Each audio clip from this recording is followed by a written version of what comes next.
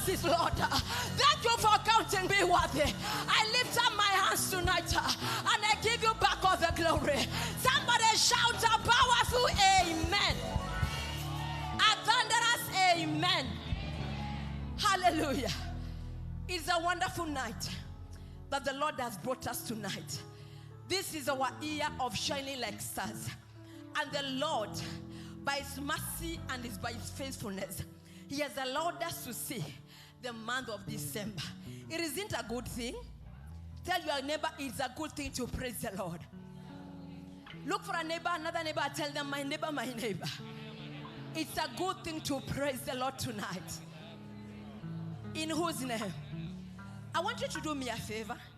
Get out your phone. And I want us to share the broadcast. I want us to invite as many as possible. You are going to share the broadcast in all your pages, in all your platforms. Invite as many as possible. I'm giving you 1 minute. Let us share the broadcast. Invite as many and comment, Kigooco night is here. Amen, in the name of Jesus. For those who are watching us once again, we want to celebrate God for you. We want to bless God for you, our CTN viewers, our Facebook viewers, those who are watching us on YouTube. May the Lord God of this altar bless you. And I know tonight, God is going to awesomely bless us because He's a good God. Stay tuned to this service. God is good. Amen. Are you ready now? If you are ready, say amen. Ukimaliza, rudisha simu yako. Give me Psalms 115 NIV version. Psalms 115 as I invite the divine team. Psalms 115. Hallelujah. Did you carry your Bible to the house? If you have your Bible, remove your Bible. If you have your Bible, remove your Bible. But if you don't have your Bible, we are going to read the one on the screen. But next Kigooco, come with your Bible. Bwana Yesu asifiwe. So we are going to read together as I invite the divine team. 1, 2, go, verse 1. 1, 2, go. I want us to read powerfully. 1, 2, go. Not to us, but to your name be the glory, because of your love and faithfulness. Verse 2, powerfully. Why do the nations say, 1, 2, go. Why do the nations say, where is their God? Our God is in heaven. He does whatever pleases Him. Verse 4.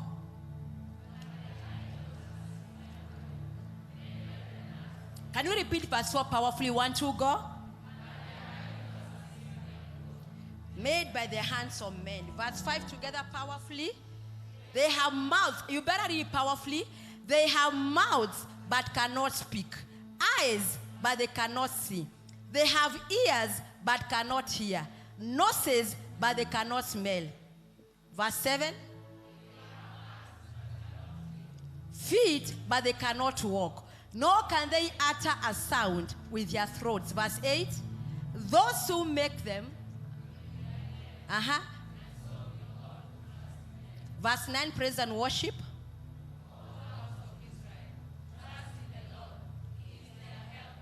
Verse 10. O house of Aaron, trust in the Lord. He is thy help and shield. Verse 11. You who fear Him, trust in the Lord. He is thy help and shield. Verse 12. 1, 2, go. The Lord remember us and will bless us. He blessed the house of Israel. He blessed the house of Aaron. Verse 13. He will bless those who fear the Lord, small and great alike. 14. Look at your neighbor as you read verse 14. 1, 2, go. Both you and your children. Verse 15, as you look at your neighbor. May you be blessed by the Lord, the maker of heaven and earth. Verse 16 together, powerfully. The highest heavens belong to the Lord, but the earth He has given to man. Verse 17 now, powerfully. It is not the dead who praise the Lord, those who go down to silence. Verse 18. It is we. Tell your neighbor, it is we. Verse 18, powerfully. It is we who exalt the Lord, both now and forevermore. Praise the Lord. Can you repeat verse 18 3 times? 1, 2, go. It is we who exalt the Lord, both now and forevermore. Praise the Lord. Again, it is the Lord, both now and forevermore. Praise the last one now powerfully. It is we who exalt the Lord, both now and forever. Praise the Lord. Celebrate the Lord better, better, better, better, better, better, better. Better with a shout. Better with a shout. Celebrate better in Jesus' name. Keep it going, keep it going, keep it going, keep it going.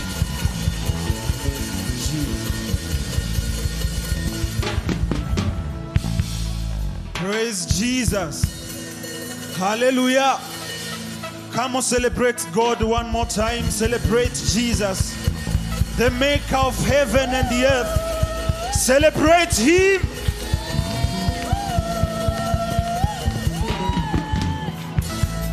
Hallelujah. Come on, talk to your neighbor. Say, neighbor. If he is boring, you can look for another one. Say, neighbor. Say, neighbor. We are here to praise. Say, we are here to praise. We are here to praise. Say, praise is not a scam. Praise is not a scam. Hallelujah. So we are going to praise Him. Are you ready to praise Him? Are you ready to testify for His goodness? If you are ready, come on, celebrate Him one more time. Celebrate. We give you praise, Jesus. Now, are you ready? Start to warm up your hands, your hands, your hands. Warm it, warm it, warm it, warm it. Warm it vizuri, warm it vizuri. Ichemushe vizuri, ichemushe vizuri. Inaenda kufanya kazi ya kumsifu Bwana. Chemusha, chemusha, chemusha, chemusha. Chemusha kabisa, chemusha. Tunataka kuchemusha sasa miguu, chemusha miguu. Chemusha miguu na mikono, chemusha miguu na mikono. Now I can see you are ready, you are ready. Yes, yes. You can clap for yourself, clap for yourself. Hallelujah. Thank you, Jesus. Mwambie Yesu, mwambie. Mwambie Yesu, mwambie. Anaweza yote Yesu, mwambie. Atakushindia Yesu, mwambie. Mwambie Yesu, mwambie. Yesu, mwambie. Mwambie Bwana. Mwambie Yesu, mwambie. Anaweza yote. Anaweza yote Yesu, mwambie. Atakushindia. Atakushindia Yesu, mwambie. Mwambie Yesu. Mwambie Yesu, mwambie. Mwambie Bwana. Mwambie Yesu, mwambie. Anaweza yote. Anaweza yote Yesu, mwambie. Atakushindia. Atakushindia Yesu, mwambie. Wapi mikono, makofi na vigelegele kwa Yesu. Put your hands, put your hands.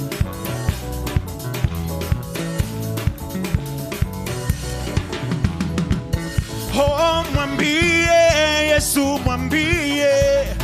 Mwambie Yesu, mwambie. Anaweza yote Yesu, mwambie.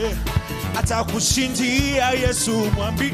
Mwambie Yesu. Mwambie Yesu, mwambie. Mwambie Bwana. Mwambie Yesu, mwambie. Anaweza yote. Anaweza yote Yesu, mwambie. Atakushindia Bwana. Atakushindia Yesu, mwambie. Mwambie Bwana. Mwambie Yesu, mwambie. Mwambie Yesu. Mwambie Yesu, mwambie. Anaweza yote. Anaweza yote Yesu, mwambie. Atakushindia. Atakushindia Yesu, mwambie. Mwambie Bwana. Mwambie Yesu, mwambie. Mwambie Yesu. Mwambie Yesu, mwambie. Anaweza yote. Anaweza yote Yesu, mwambie. Atakushindia. Atakushindia Yesu, mwambie. Oh, mwambie Yesu. Mwambie Yesu, mwambie. Mwambie Bwana. Mwambie Yesu, mwambie. Anaweza yote. Anaweza yote Yesu, mwambie. Atakushindia. Atakushindia Yesu, mwambie. Now we are going like, hey, come on, dance for Jesus. dance, dance, dance, dance, dance. Oh yeah, oh yeah, come on. Yeah, chase, chase, chase, chase.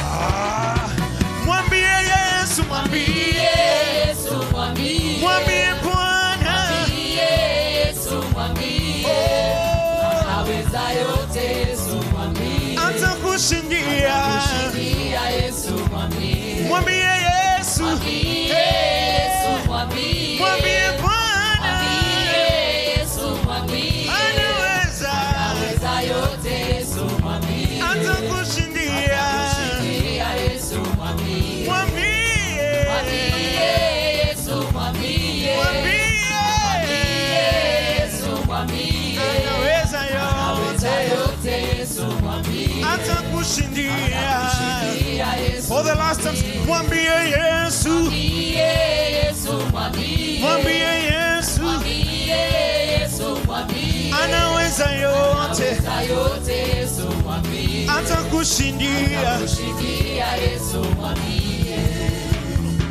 There is something that makes me come into your presence, my helper. There is something that makes me come into your presence, my help. There is something, say, there is something, that makes me come into your presence, my helper. my helper. There is something that makes me come into your presence, my helper. my helper. There is something, say, there is something, that makes me come into your presence, my helper. my helper. There is something that makes me come into your presence, my helper. my helper. Oh, there is something that makes me come into your presence, my helper. There is something that makes me come into your presence, my helper. There is something, say, there is something that makes me come into your presence, my helper. my helper. There is something that makes me come into your presence, my helper. my helper. There is something, that makes me come into your presence, my helper. my helper. There is something that makes me come into your presence, my helper. my helper. There is something, that makes me come into your presence, my helper. There is something, that makes me come into your presence, my helper. There is something, that makes me come into your presence, my helper. helper. There is something that makes me Come into your presence, oh, say my helper, my helper, my helper, oh, my helper, my helper, my helper, my helper, oh, my helper, say my helper, my helper, my helper, oh, my helper, say my helper, my helper, my helper, oh. my helper. There is something, say, there is something that makes me Come into your presence, my helper. my helper. There is something that makes me come into your presence, my helper. my helper. There is something that makes me come into your presence, my helper, say my helper, my helper, my helper, my helper, say my helper, my helper, my helper. my helper. There is something that makes me come into your presence, my helper. my helper. There is something that makes me come into your presence, my helper. there is something. Are you catching it? See, there is something. There is something. Okay. We are going there. Are you ready? Listen.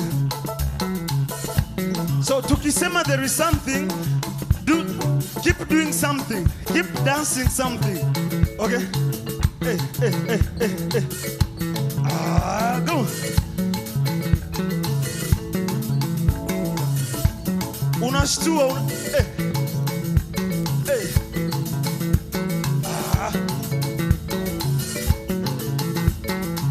Unashtua.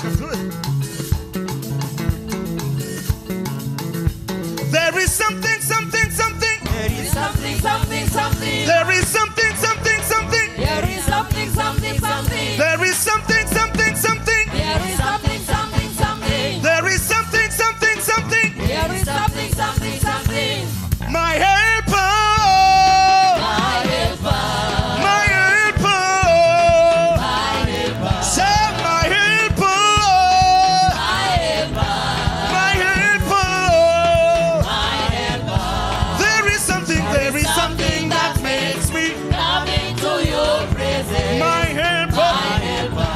There is something that makes me come into your presence. my helper. My helper. Kama weka mikono juu. Weka mikono juu kwa Yesu. Come on, chill.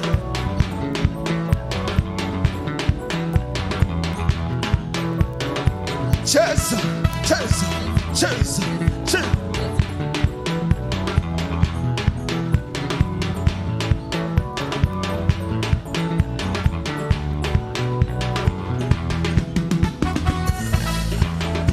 There is something, something, something. There is something, something, something. Jehovah, Jehovah, Jehovah, Jehovah. Come on, say, oh Jehovah, Jehovah, Jehovah, Jehovah, Jehovah, Jehovah,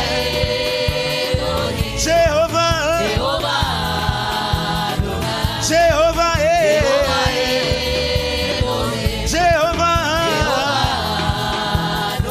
Jehovah, Jehovah, oh Jehovah, Jehovah, oh Jehovah, Jehovah, one more time, Jehovah, Jehovah, Jehovah, Jehovah, say Jehovah, you are the most high. Jehovah, You are the most high God. Jehovah, You are the most high. oh Jehovah, you You are are the most high God. Jehovah, You are the most high. my healer, you are You are the most high God. Jehovah, You are the most high. Jehovah, you You are. are the most high God. Come on, fanya mikono yako. Now we are going.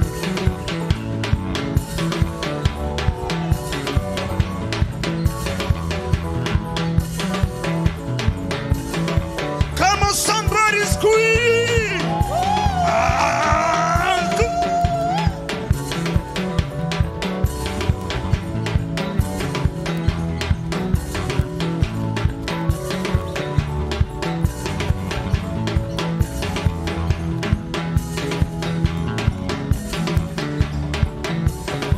Cheza kwa Yesu, cheza.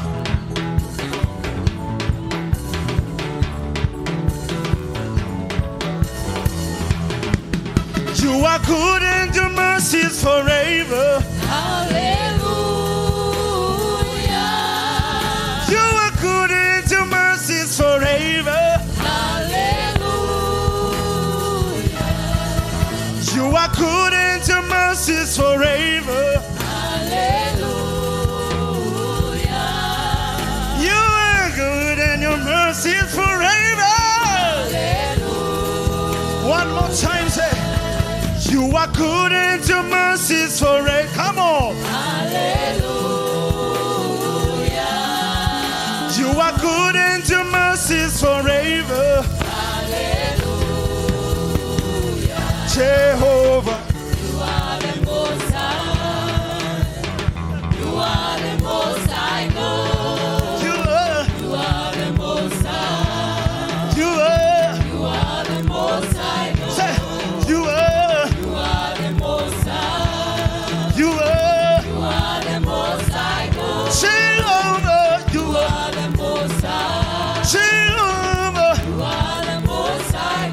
Wapi vitamba, wapi vitamba. Hey, hey, hey. Wapi vitamba. Wapi vitamba. Wapi vitamba. Wapi vitamba. Wapi vitamba. Weka juu, weka juu, weka juu, weka juu, weka juu, weka juu, weka juu. Come on.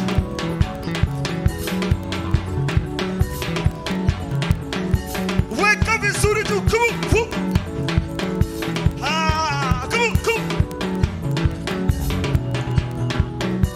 Say Jehovah. You are the Most High. Jehovah. You are the Most High God. Jehovah. You are the Most High. Jehovah. You are the Most High God. Weka juu, weka juu. Come on. Zungusha kwa Yesu. Come on.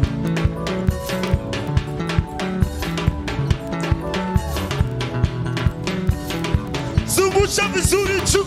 Zungusha, zungusha, zungusha, zungusha. Ah.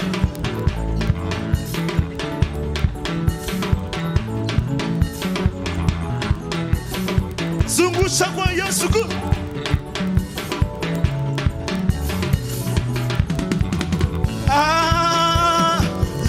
Hallelujah. Come on. Hallelujah. Come on, scream. Give the Lord a shout of praise.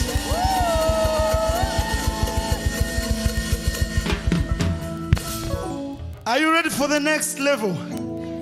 Are you ready?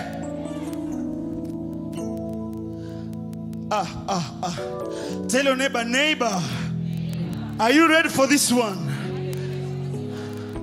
What does he say?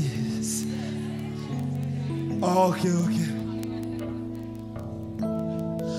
Carry me, they go. Jehovah, carry me, they go, they go, they go. Carry me, they go. Jehovah, carry me, they go, they go, they go. Carry me, they go. Jehovah, carry me, they go, they go. Come on. Carry me, they go. Jehovah, carry me, they go, they go, they go. Carry me, they go. Jehovah, carry me, they go, they go, they go. Hey. Carry me, they go. Jehovah, carry me, they go, they go, they go. Tengeneza mugongo, tengeneza mugongo. Come on. Carry me, they go. Jehovah, carry me, they go, they go, they go. Hey. Carry me, they go. Jehovah, carry me, they go, they go, they go. Carry me, they go. Jehovah, carry me, they go. Hey, hey, hey. Carry me, they go. Jehovah, carry me, they go, they go, they go. Carry me, they go. Jehovah, carry me, they go. Hey, hey, hey. Carry me, they go. Jehovah, carry me, they go, they go, they go. Oh, carry me, they go. Jehovah, carry me. Tunenda na kukamu. Carry me, they go. Jehovah, carry me, they go, they go, they go. Tunenda kwanza na left. Come. Come on, left. Left. Left. Left. Left. Are you sure that is your left? Are you sure? Are you sure?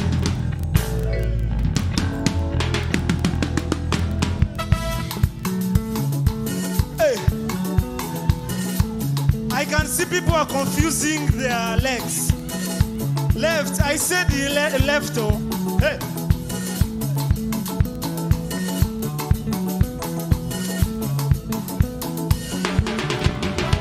Oh, carry me, they go.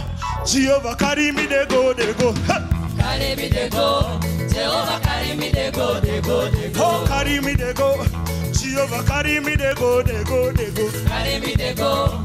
Jehovah, carry me, they go, they go, they go. Left, right, left, right. Slowly by slowly.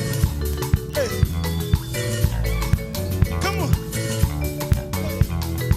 Slowly, slowly. Don't rush, don't rush.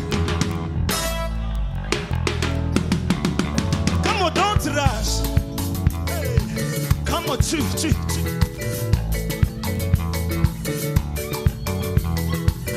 We are going to mix it with. Are you ready? Hey, hey. Oh, carry me, they go. Jehovah, carry me, they go, they go. Hey. Carry me, they go. Jehovah, carry me, they go, they go, they go. Carry me, they go. Jehovah, carry me, they go, they go, they go. Carry me, they go. Jehovah, carry me, they go, Now we are gonna. they go.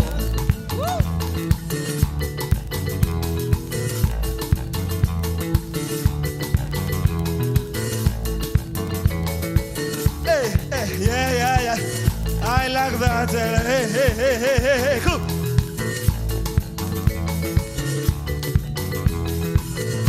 Wapi Ali. Ah, come on, somebody scream.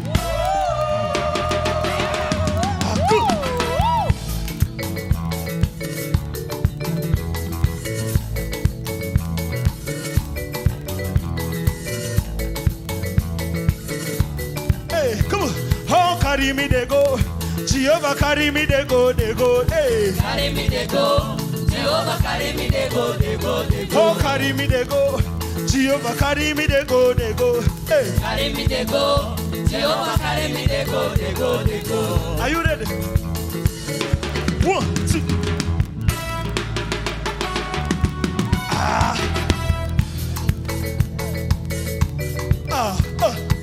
Come on, 2. You are moving forward, good. Hey. Hey.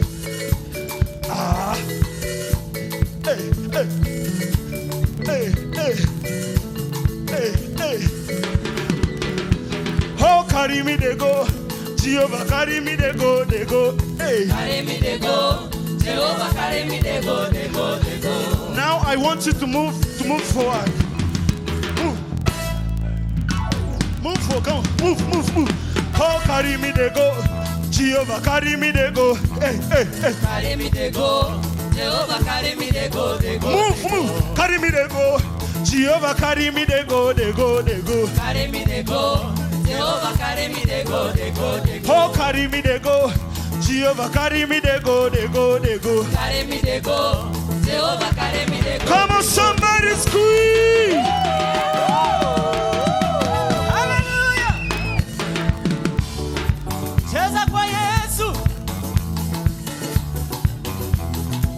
Sijaona ukimuchezea Bwana. Hey, carry me they go, Jehovah carry me they go. Carry me they go, Jehovah carry me they go. Ah, carry me they go, Jehovah carry me they go. Carry me they go, Jehovah carry me they go. Oh, carry me they go, Jehovah carry me they go. Carry me they go, Jehovah carry me they go. Carry me they go, Jehovah carry me they go. Carry me they go, Jehovah carry me they go. Hey, carry me they go, Jehovah carry me they go. Carry me they go, Jehovah carry me they go. Hey, carry me they go, Jehovah carry me they go. Carry me they go, Jehovah carry me they go. Hey, carry me they go. Carry me they go, Jehovah carry me they go. Oh, carry me they go, Jehovah carry me they go. Carry me they go, Jehovah carry me they go. Hey, carry me they go, Jehovah carry me they go. Carry me they go, Jehovah carry me they go. Ah, carry me they go, Jehovah carry me they go. Carry me they go, Jehovah carry me they go. Cheza kwa Yesu.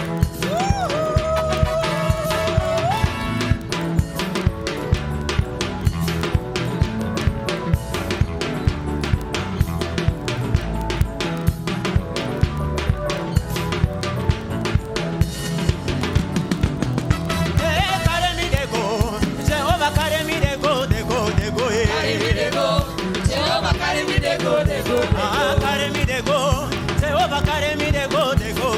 Carry me they go, Jehovah carry me they go. Oh, carry me they go.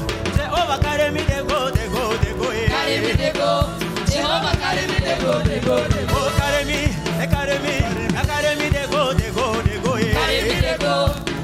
carry me they go. Oh, carry me they go, Jehovah carry me they go. Carry me they go, Jehovah carry me they go. Oh, carry me they go, Jehovah carry me they go. Carry me they go, Jehovah carry me they go. Wapi vigele kwa Yesu.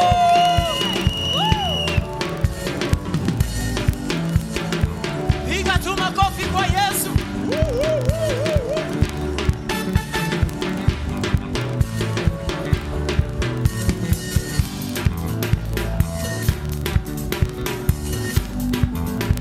I will praise you, Lord, for your grace on my life. You have blessed me, oh Father. Now I dance like a winner man. Praise you, Lord, for your grace on my life. You have blessed me, oh Father. Now I dance like a winner man. I will praise you, Lord, for your grace on my life.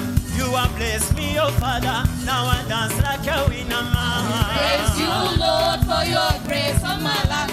You have blessed me, oh Father. Now I dance like a winner man. I will praise you, Lord, for your grace on my life. You have blessed me, oh Father. Now I dance like a winner man. Praise you, Lord, for your grace on my life.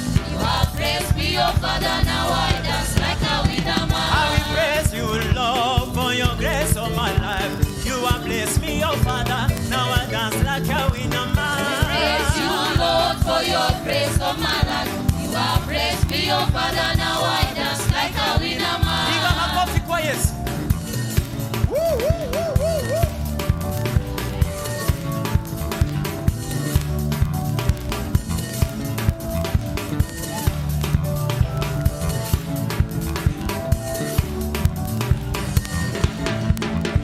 I will praise you, Lord, for your grace on my life. You have blessed me, oh Father. I will dance like a winner man. Praise you, Lord, for your grace on my life. You have blessed me, oh Father. Now I dance like a winner man. I will praise you, Lord, for your grace on my life. You have blessed me, oh Father. Now I dance like a winner man. Praise you, Lord, for your grace on my life. Yahweh. Praise me, oh Father. Now I dance like a winner man. And when you see me dance, I dance like a winner man. See me dance, I dance like a winner man. When you see me dance, I dance like a winner man. See me dance, I dance like a winner man. And when you see me dance, I dance like a winner man. See me dance, I dance like a winner man. When you see me sing, I sing like a winner man. See me sing, I sing like a winner man. Oh, when you see me sing, I sing like a winner man. See me sing, I sing like a winner man. And when you see me dance, I dance like a winner man. See me dance, I dance like a winner man. When you see me dance, I dance like a winner man. See me dance, I dance like a winner man. Dance like a winner man. You are a winner.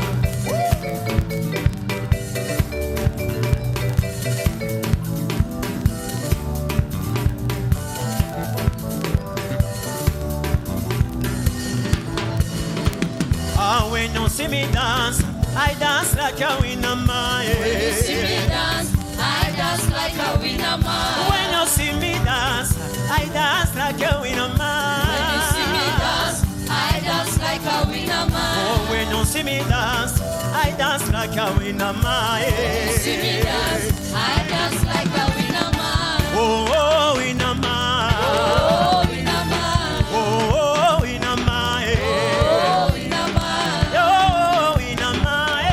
Oh, winner man. Oh, winner man. Oh, winner man. Oh, winner man. Oh, winner man. Oh, winner man. Oh, winner man. Oh, winner man. Oh, winner man.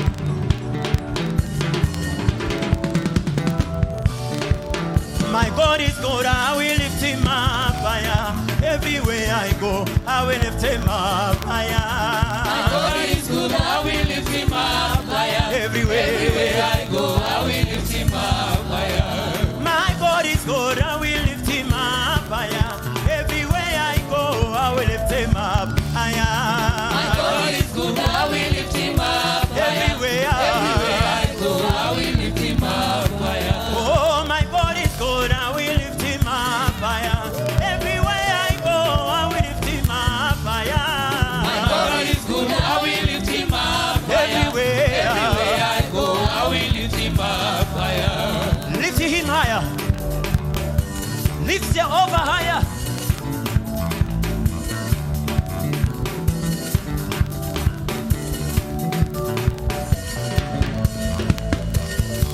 Oh, my God is good, I will lift him up higher. Everywhere I go, I will lift him up higher. My God is good, I will lift him up higher. Everywhere I go, I will lift him up higher. Say, my God is good, I will lift him up higher. Everywhere I go, I will lift him up higher. My God is good, I will lift him up higher. Everywhere I go, I will lift him up higher. my God is good, I will lift him up higher. Everywhere I go, I will lift him up higher. My God is good, I will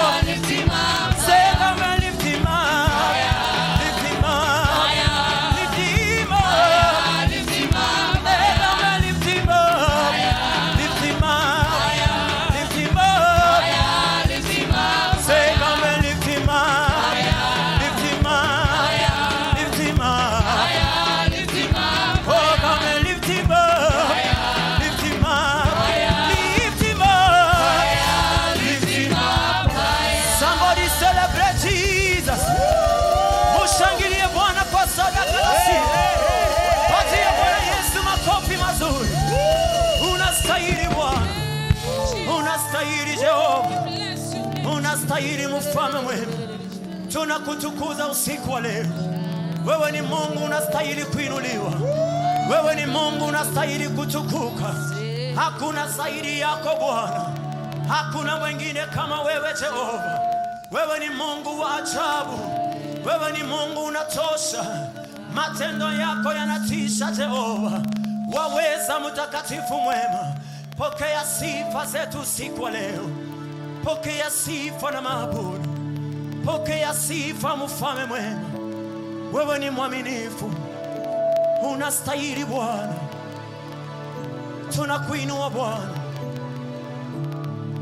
Tunakuinua Ebenezer. Thank you Jesus. Hallelujah. Wewe ni mwema Jehova. Tukulinganishe na nani Jehova? You will never ever change. You will remain the same today, yesterday and tomorrow. Hallelujah. Thank you Jesus. You will never ever change. You are the Lord. You remain the same. You will never ever change. You are the Lord. You remain the same. You never ever change. You are the Lord. You are the Lord. You remain the same. Say you never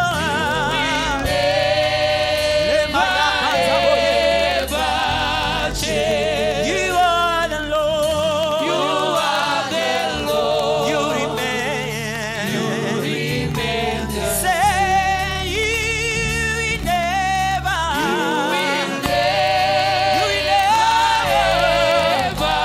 Jehovah, you are the Lord. You are the Lord. You are Jehovah. You remain the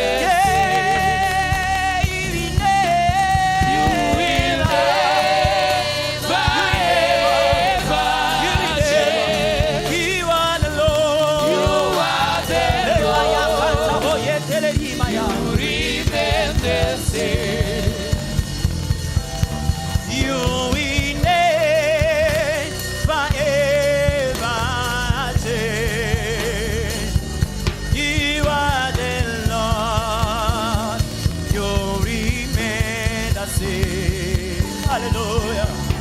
You will never ever change. You are the Lord. He remains the same.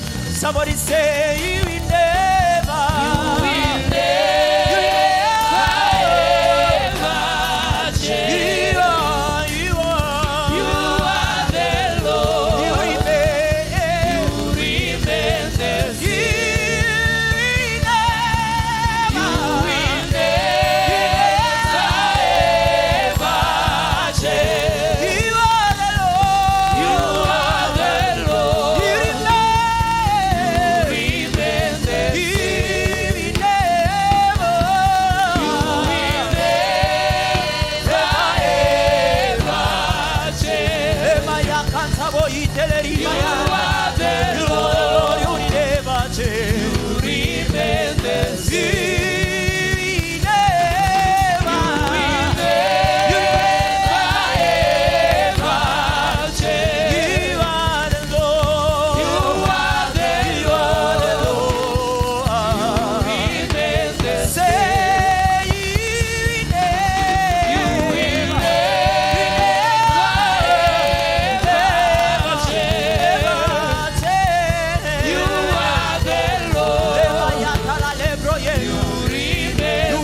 same. You will never change, Jehovah.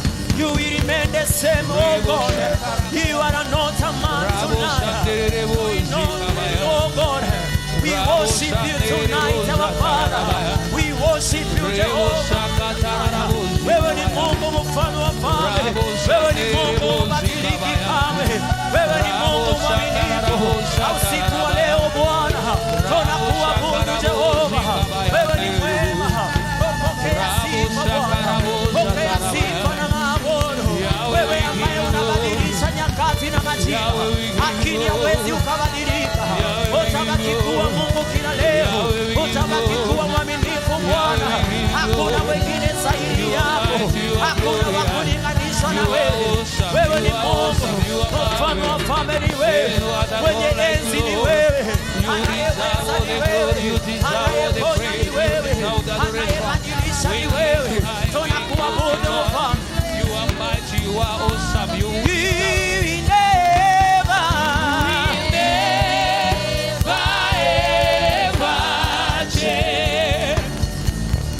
You are the Lord. You remain the same. You never ever change.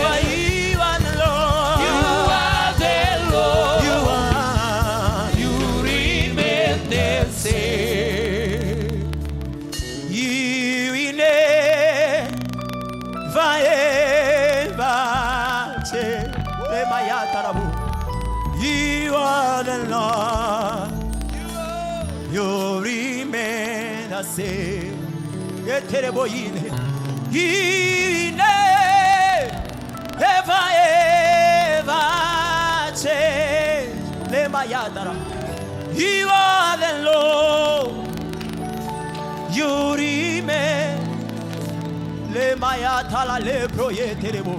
You forever change. You are the Lord. You remain. You reign. You ancient Zion's King. Kadosh, Kadosh. You are mighty on your throne. Hallelujah. You reign, you ancient Zion's King. Kadosh, Kadosh, you are mighty on your throne. Say you reign, you reign, you ancient Zion's King. Kadosh, Kadosh, Kadosh, Kadosh, you are mighty on your throne. Say you reign, you reign, you ancient Zion's King. Kadosh, Kadosh, you are mighty on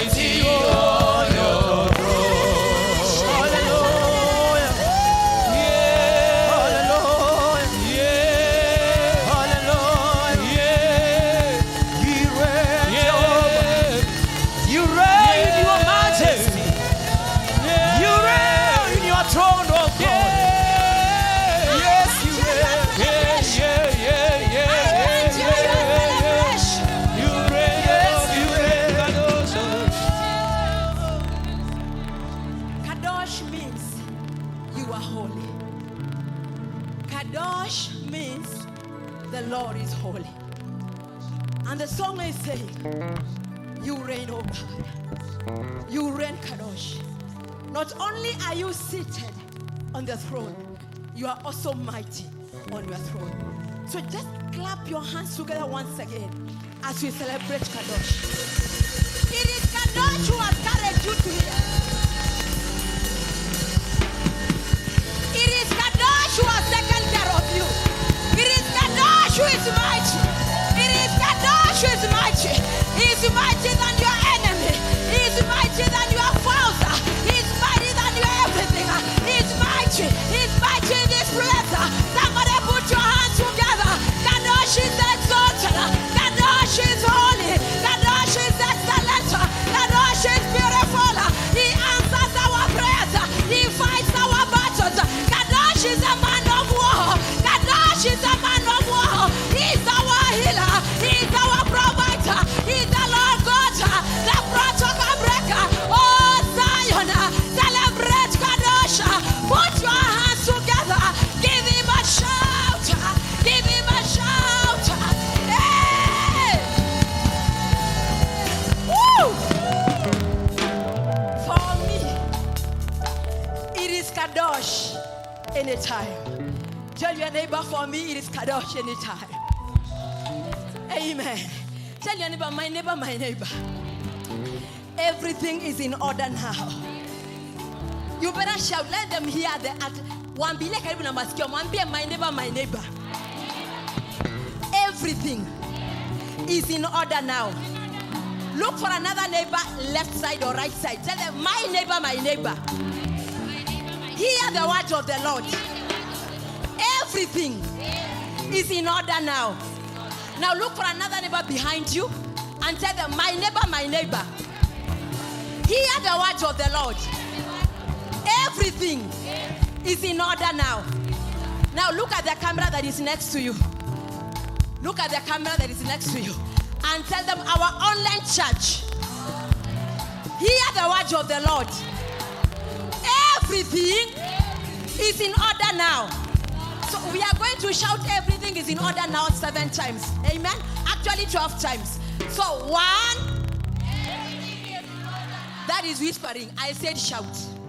Hallelujah. We are a Shabbat church. We shout here. Our reverend keeps on saying it is only in the morgue where there is no life. And this is not a morgue. There is life on this altar that comes from the altar of Kadosh. So you better shout in the name of Jesus. Somebody say, I'll shout in Jesus' name. Somebody say, I'll shout in Jesus' name. Our bishop used to tell us, if you shout in the house of God, you will never shout before thieves. If you kneel before God, you shall never kneel before your neighbor. Choose where we are going to shout. Tell your neighbor, choose where you will shout. And choose before whom you are going to kneel. So are you ready now? So everything is in order. How many times? 12.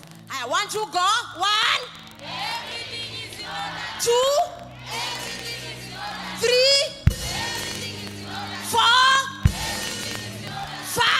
Everything is in order. 6. 7. 8. 9. 10. 11. 12.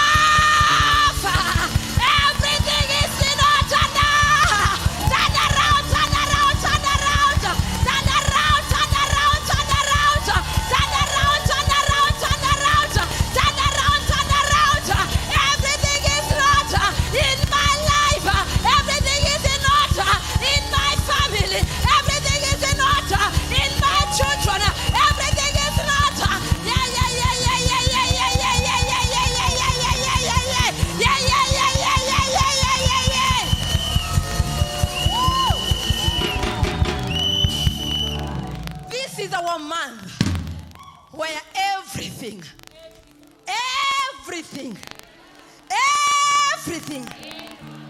bila kuachwa chochote. Tell your neighbor everything. Turn around and say everything is in order in my life. Lift up your hands and say, any power anywhere that has caused chaos and disorder in my life, hear the word of the Lord. everything is in order now. In whose name? In whose name? In whose name? I love the name of Jesus. In whose name? You may be seated in Jesus' name. As you see, say everything is in order now. So that is our greeting. When you meet a neighbor, you meet a friend, tell them everything is in order. I could have not paid my rent, but everything is in order. Maybe yesterday I was sick, but everything is in order. In whose name? My name is Minister Alice. I'm born again. I'm a child of God. And I bless God because of the grace to serve on this lifted altar under the priestly anointing of my bishop and my reverend. It is always a privilege to stand on this altar. I come to you in the name of the Lord. Once again, appreciating all of us for making time to come for this Kigooco night. Appreciating even all our church viewers, our online church viewers. We love you, we celebrate you, and we miss you in the house of God. So those who are able to come, you live in Nairobi and its environs. It is always good to be in the house of God. Hallelujah. Somebody say amen. I want to bring us some announcements. Then I prepare to give their offerings. So this coming Sunday is our seed offering Sunday. This coming Sunday, we have a special service, and it's a service that is dedicated to buying new seats in the house of God. Somebody say amen. So the seat you are sitting on, its time has expired. And because everything is in order now, we have to bring order in the house of God. Somebody say amen. And so each seat is going for 3,500. So each one of us, by the grace of God and by the grace of giving that is bestowed on us on this altar, we are going to give 3,500 per seat. If you're able to buy 2 seats, it's well. If you're able to buy 10 seats, it is well. May the Lord God grant you the 3,500 even in this very service. You could have said amen. Because our God is a God of supernatural provision. So on Sunday, even those who are watching us, we shall be buying new seats, very comfortable seats, and they are beautiful. And they are not local. Tell your neighbor everything is in order now. They are imported. Somebody say amen. So can we celebrate God for that milestone? Amen. The second announcement is on the 12th of December. That is the next Sunday. It's our family Sunday. It's our family and friends Sunday. On this Sunday, we invite all our family and we invite our friends, and we come to the house of God. We have service together. We have fellowship together, and then we eat together. I expected a laughter, if not an amen. Hallelujah. So on the 12th of December, we shall be eating here in the house of God. You are welcome. Bring a friend, bring your neighbor, bring your family friends. And on the same day, we shall be having the graduation of the new members. And amen, those who are celebrating. We have been having a class for membership. And on the 12th, they are going to be graduating, what you call induction. And then we shall be having the graduation of all the new believers and even the graduation of our Sunday school. Our next, on the 19th, is our National Day of Prayer for the nation of Kenya. And this shall be happening at Bomas of Kenya. We have the privilege, our Reverend has the privilege even to coordinate the prayers. So it is good that all of us be available on that particular day. So on the 19th shall be on Sunday. So after service, Reverend shall be guiding us the way through. Then we shall all be going to Bomas for prayers for the nation of Kenya. The Bible says that when we pray for our nation, somebody say righteousness exalts a nation. So it is in your interest to pray for the land of Kenya. Amen. And then remember our 31st Kesha is coming here. It shall be, which day is that? Wednesday? It should be a Wednesday or Thursday there, or a Friday. So 31st, we are having a crossover Kesha here. The doors will open as early as 8 p.m. So be found in the house of God. Then on the 22nd of December, our Reverend is having live recording. Tell your neighbor live recording. Can you celebrate God for that milestone? Amen and amen. Now it is time to give. Time to give? Somebody say everything is in order now. Hapa mbele amwongei. Everything is in order now. So I want us to read the word of God, Genesis 8:22. Genesis 8:22. Genesis 8:22. Kindly give me that scripture on the screen. NIV version. I want us to read powerfully in the name of Jesus Christ. 1, 2, go. As long as the earth endures, 1, 2, go. Seed time and harvest, cold and heat, summer and winter, day and night will never cease. Can you read that again? As long as the earth endures, seed time and harvest, summer and winter, day and night will never cease.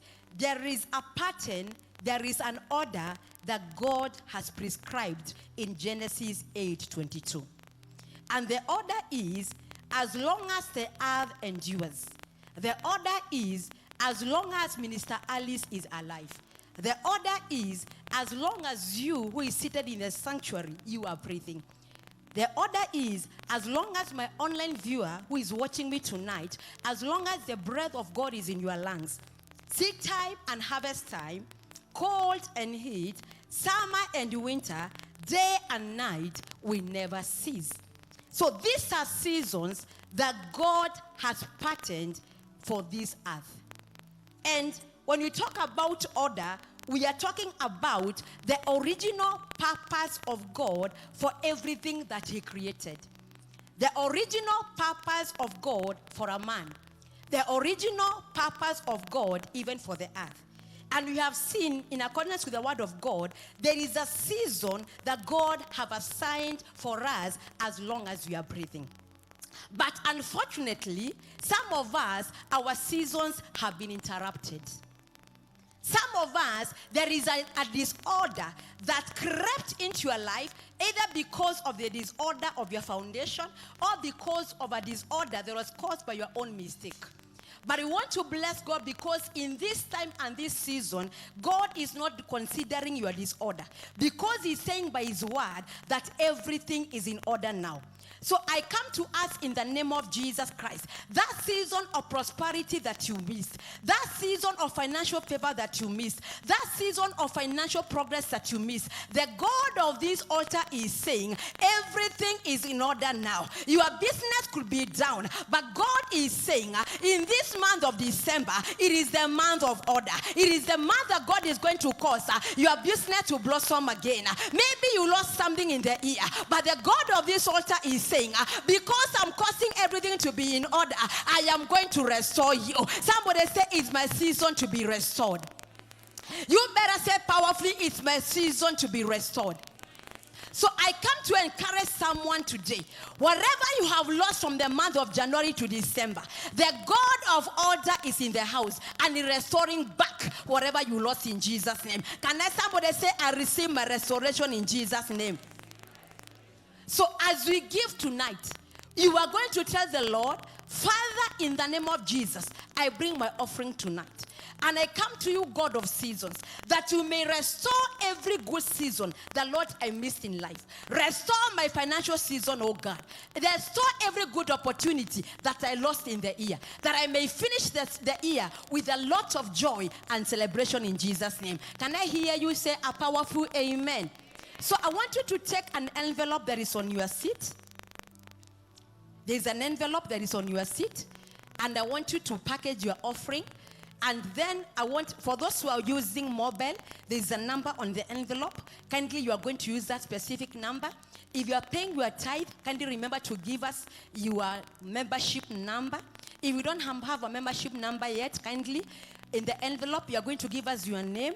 And you're going to give us your mobile number, and you are going to indicate the month you are tithing for. Is that clear? So all the details that are in that envelope, kindly give us those details so that we make it easier for our accounting office. So whether you are giving Rehoboth, whether you are redeeming your pledge for PIG or paying your tithe, use the envelope, give us all the details that are needed there, and God of all grace is going to bless us together. If you are giving your offering through cash, you can also indicate your name, and God is going to bless us in Jesus' name. Our online viewers, the number to give is there on the screen, 0722712918. Remember that seasons belongs the hand of God, and in this month of everything is in order. It is good in the end, this last Kigooco of the year, that you sow and give unto this altar. And I know God is going to command order in your finances again. Can I hear a powerful amen? So if you are ready and you are joyful, can I see your envelope lifted up? If you are ready and joyful, I wish you can lift up better than your neighbor. Let your hand be higher than your neighbor in the name of Jesus. And begin to tell the Lord, Father, I thank you because everything is in order now. I thank you, Lord, because my finances are in order now. Let me see hands this side in the name of Jesus Christ. Make sure that your hands, you have an offering in your hand. The Bible says, let no man come before God empty-handed. Lift up your hands and begin to prophesy. Lord, even as I come to the end of the year, I prophesy that everything is in order in my finances. I prophesy that everything is in order in my career. I prophesy that everything is in order, Lord, in the works of my hands in the name of Jesus. Where there was a disorder in my finances, I speak order in Jesus' name. And now, Father, under the grace of your servant that you love, I receive the giving of your people. And by the blood of our Lord atonement that flows on this altar, I sanctify the giving of your people. And Lord, by the prophetic word, we command order where there was a disorder. By our giving tonight, every disorder in our bank accounts, every disorder in the works of our hands, every disorder, Lord, in our businesses, we correct it in the name of Jesus Christ and we receive our financial order. In Jesus' mighty name, we give joyfully. In Jesus' mighty name, we give joyfully. In Jesus' mighty name, we give joyfully. Amen and amen. The basket is going to pass. Give joyfully in the name of Jesus, as I invite our divine team in the name of Jesus Christ. Hallelujah. We continue the praises. Thank you so much. Hallelujah. Make sure that you release your offering. Our online viewers, we celebrate you. The number to give is there on the screen. Write to us and let us know from where you are watching us. And God is going to bless us together in Jesus' mighty name. We continue with our high praises in Jesus' mighty name. If you have given, you can stand up. If you have given, stand up. Hallelujah. If you have given, kindly just stand up. Thank you, Jesus.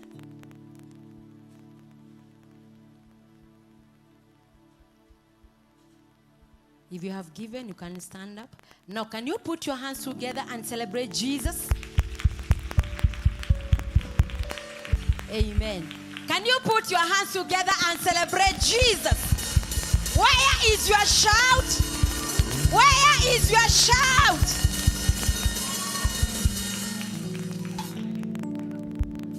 Yesu asifiwe. Bwana Yesu asifiwe. Wangapi wanafuraha jioni ya leo? Wangapi wanasema lazima order ingie kwa maisha yao? Haleluya. Pigia amenisali sema makofi mazuri. Haleluya. Haleluya. Haleluya. Sasa naomba inua mikono yako juu ya kichwa chako. Haleluya. Naomba upige shangwe na vigelegele. Haleluya. Shangwe na vigelegele kwa Yesu. Shangwe na vigelegele kwa Yesu. Shangwe na vigelegele kwa Yesu. Shangwe na vigelegele kwa Yesu. Shangwe na vigelegele.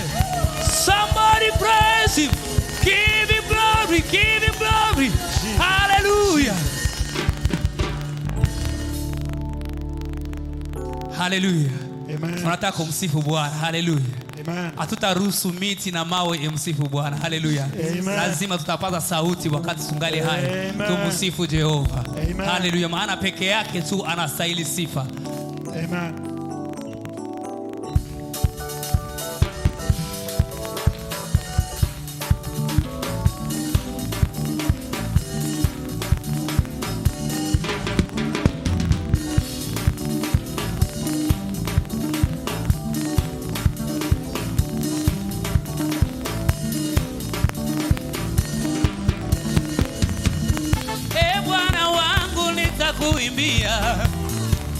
Bwana wangu nitakuimbia, wakati ningali na pumuzi nitakuimbia, wakati ningali na pumuzi nitakuimbia. Bwana wangu nitakuimbia, nitakuimbia wewe, Bwana wangu nitakuimbia, nitakuimbia Baba, pumuzi nitakuimbia, nitakuimbia, wakati ningali na pumuzi nitakuimbia. Bwana wangu nitakuimbia, wakati ningali na pumuzi nitakuimbia, wakati ningali na pumuzi nitakuimbia. Bwana wangu nitakuimbia, Bwana nitakuimbia wewe, nitakuimbia Baba, nitakuimbia Bwana wangu nitakuinua, Bwana wangu nitakuinua, wakati ningali na pumuzi nitakuinua, wakati ningali na pumuzi nitakuinua. Bwana wangu nitakuimbia, Bwana wangu nitakuimbia, na pumuzi nitakuimbia wewe, Bwana wangu nitakuimbia mimi, Bwana wangu nitakuimbia, wakati ningali na pumuzi nitakuimbia, wakati ningali na pumuzi nitakuimbia. Bwana Baba nitakuimbia wewe, wakati ningali na pumuzi. Kama una pumuzi, wapi shangwe na vigelegele kwa Yesu? Nikatuma kofi ya juu.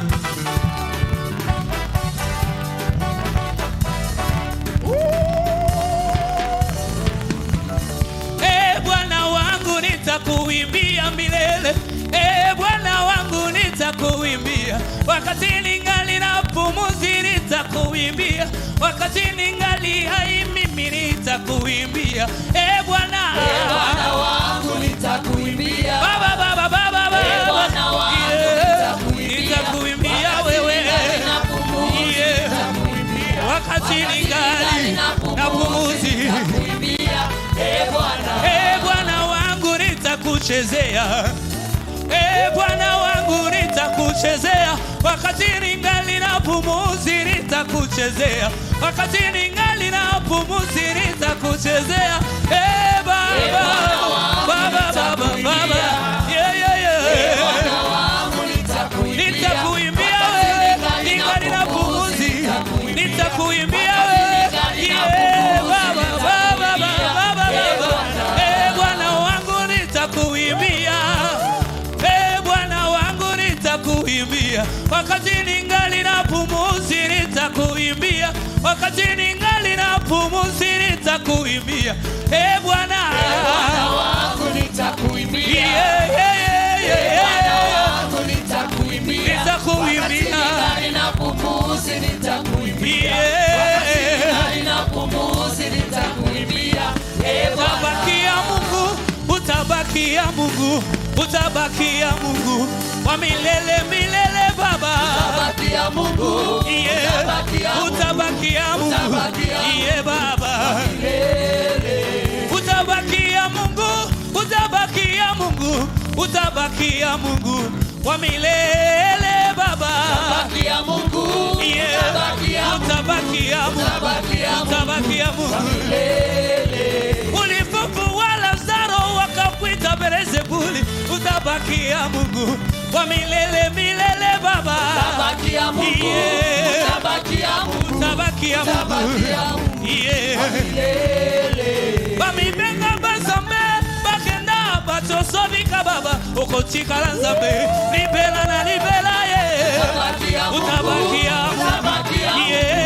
utabakia Mungu wa milele. Utabakia Mungu, utabakia Mungu, utabakia Mungu wa milele milele Baba. Utabakia Mungu, utabakia Mungu, utabakia Mungu wa milele. Hakuna mwingine kama wewe Baba, Mungu wa uwezo. Hakuna mwingine kama wewe Yahweh, Mungu wa uwezo, Mungu wa uwezo. Hakuna mwingine kama wewe Yesu, Mungu wa uwezo, Mungu wa uwezo.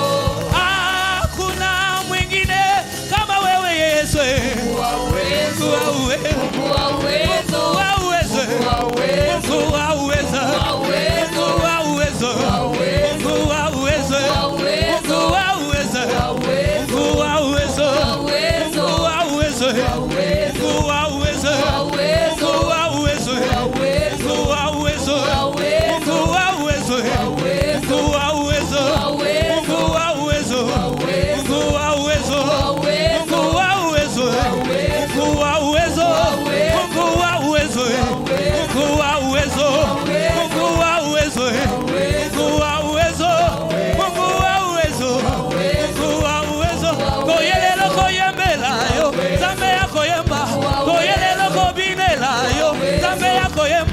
Toyelelo kotombola yo.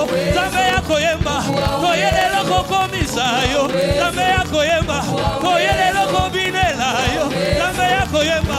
Toyelelo kobinela yo. Zambe yako yemba. Toyelelo kotombola yo. Zambe yako yemba.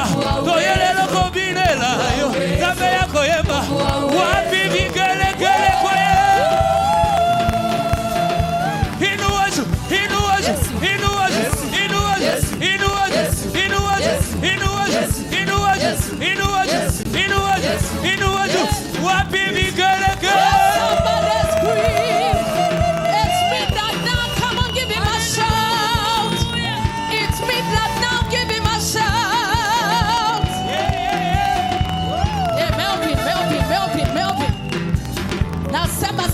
Usiku wa manane hatia Yesu shangwe na vigelegele.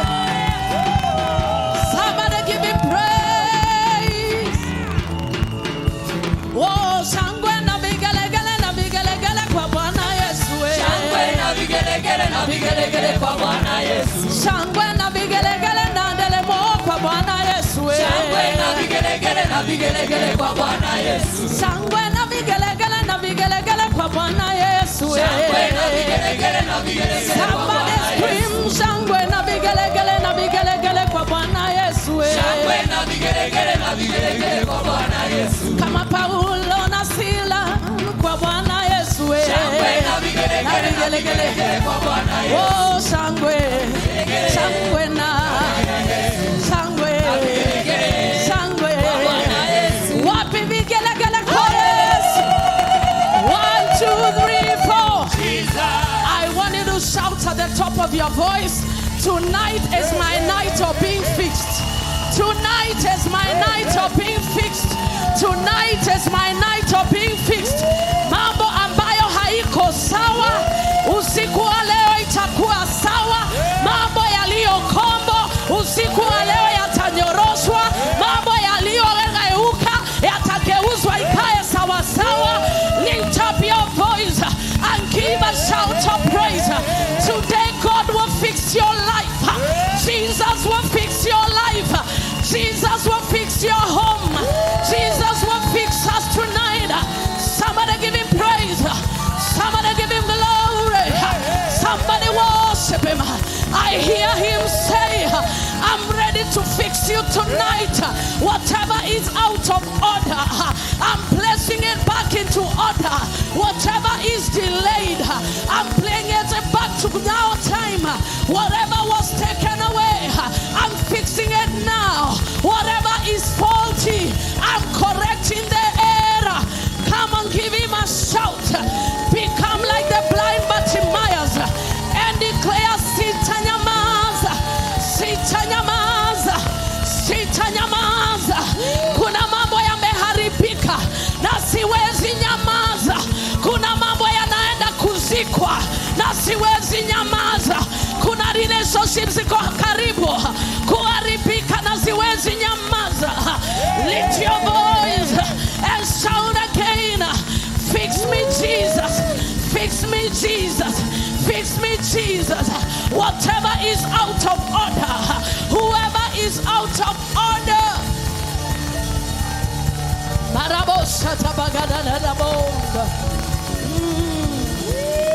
Those who are watching us online tonight, God is fixing us. Oh my God, he's fixing us. Isn't he faithful to fix us? He can do exceedingly, abundantly, above what we ask, what we ask, what we think, what we imagine. He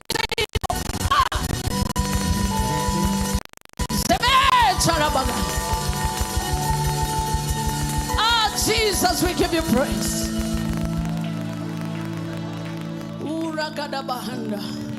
There is something about Jesus when he gets somewhere and he finds that everything is not in order. He fixes whatever is out of order because he loves order. He never created the fish before the water. He created the water and then the fish. God will not give you money until he fixes that which will take away your money. That is why tonight is our night of being fixed. God will not give you a wife until he has shown you the garden you need to till. So if you are a husband or you are a man in this house, we are going to pray that Jehovah, fix me in my garden. Fix me in my garden. The garden came before the wife. The job came before the wife. The grass came before the animals. The food came before the man had an appetite to eat. Whatever is out of order that Satan has taken from your life, we are asking God, take me for a dress up. Oh, I need my skin. Oh, I am naked. I need to be fixed tonight. I am not okay the way I am. Jesus, do something new. Lift your voice and tell Jesus, fix me tonight.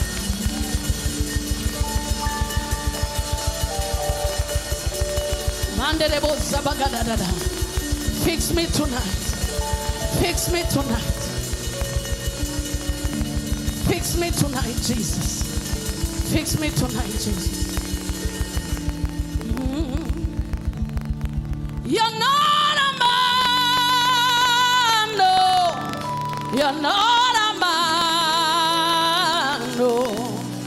You are God of every, no one like you.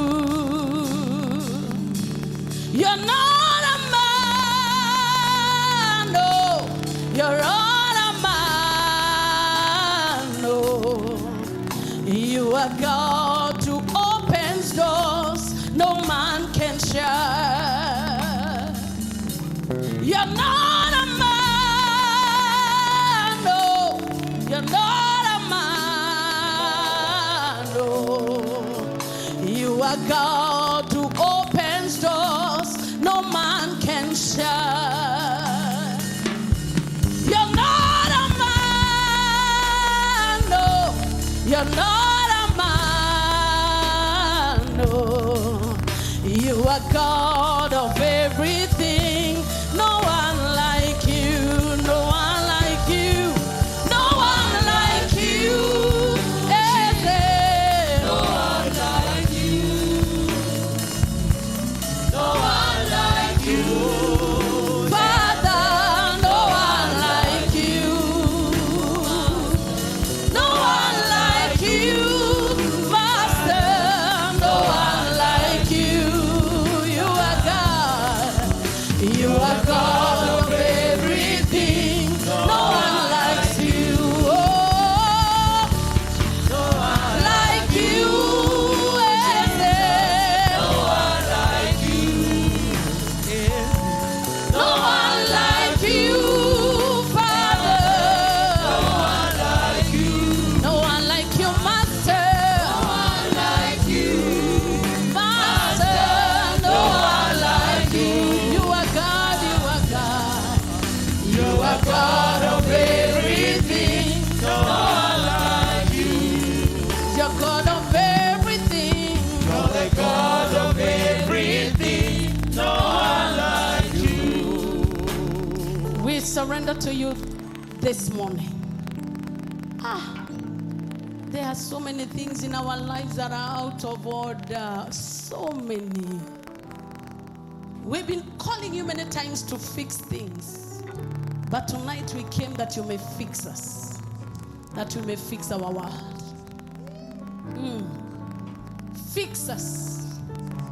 Make us orderly. Take us back to your will. And as you do it, Lord, whatever we call it shall become. Fix us to get back to our place of dominion. Kirabahande. Shumbregadadadada. Fix us to get to our place of favor. Fix us to get back to our place of honor, our place of grace, that we may not operate outside your will. We need you this morning. We need you this morning. We come, some of us, when everything is out of order emotionally. We feel lost. We feel helpless. Others, physically, we are out of order. Anywhere that can pain is paining. Others, our minds, our thoughts are wild. They are not in line with your words. But we okay. The goodness is that we okay. We okay. Fix us. My prayer today is fix me, Jesus. Ooh. Would you lift up your voice and tell him, fix me, Jesus? Most of the times we think it's our boss that needs fixing. It's your mother that needs fixing. And kumbe, it's us. Let it begin with me, Lord. Fix me this morning. Oh, Jesus. Would you cry out like the blind Bartimaeus? Maybe for you, it's your eyes that need a fixing. Some of us, it's our hearing system. But you need a fix.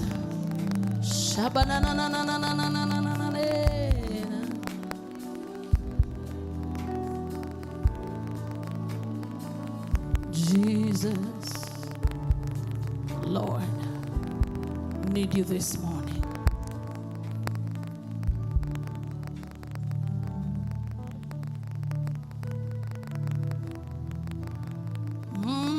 Usinipite Mwokozi, unisikie Bwana, unapozuru wengine. Usinipite Mwokozi, unisikie Bwana, unapozuru wengine. Usinipite, imba Yesu, Yesu, naomba unisikie unapozuru wengine. Usinipite, imba Yesu, Yesu, usinipite unapozuru wengine.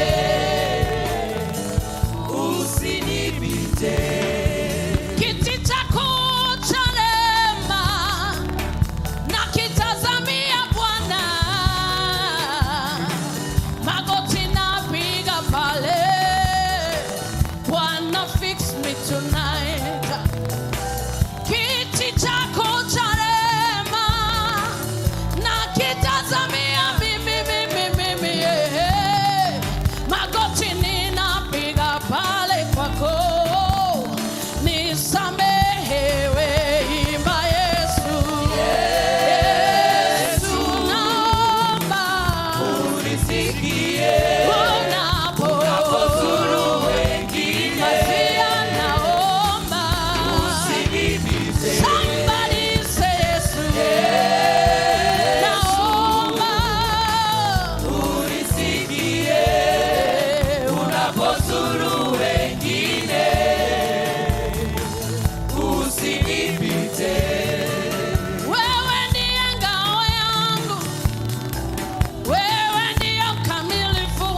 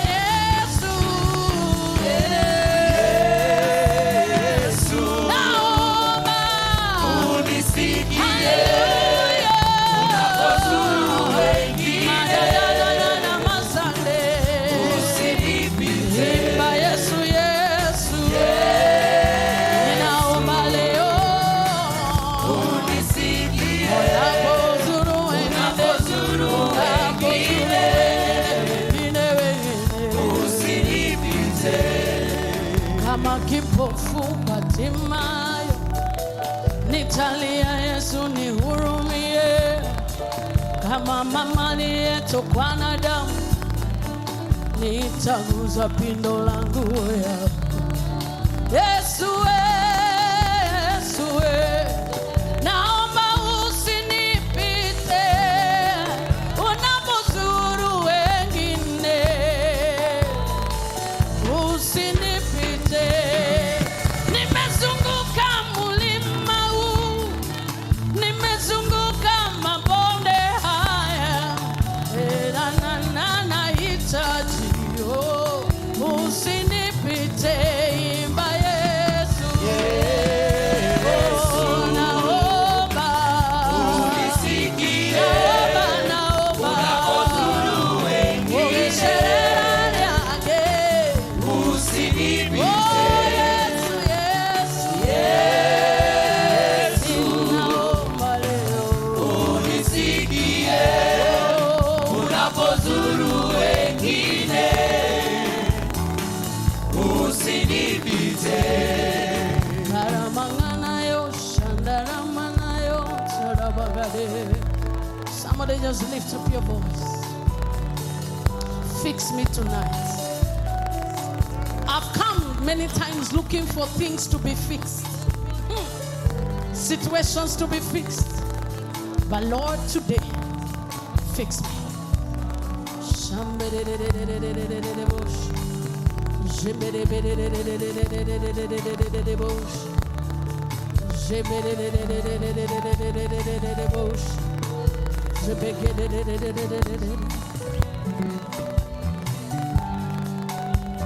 Father, we give you praise.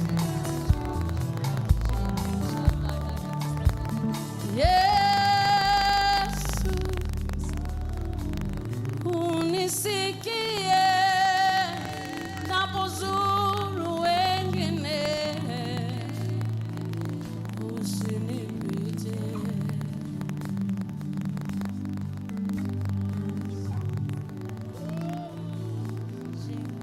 Maragadabu, Sarabagada, fix my tongue. Fix my tongue, oh God. Let me speak of you. Let me love on you, God. Fix my lips. Fix my gusha badade sadadada. Nemaida maige. Dana koeteria. Nemaida maige. Dana gotirika.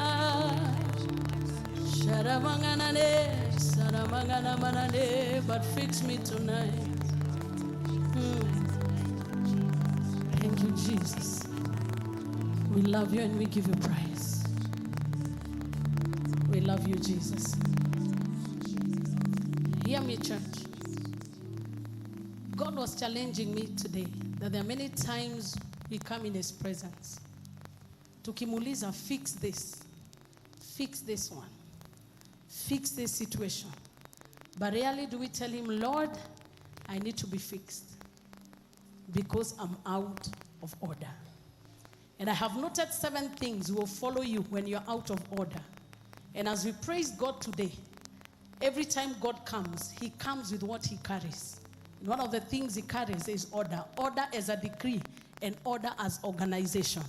Tell your neighbor for me, God will organize your life again, so that you may be prosperous, so that you may be favorable, more honorable, and more likable.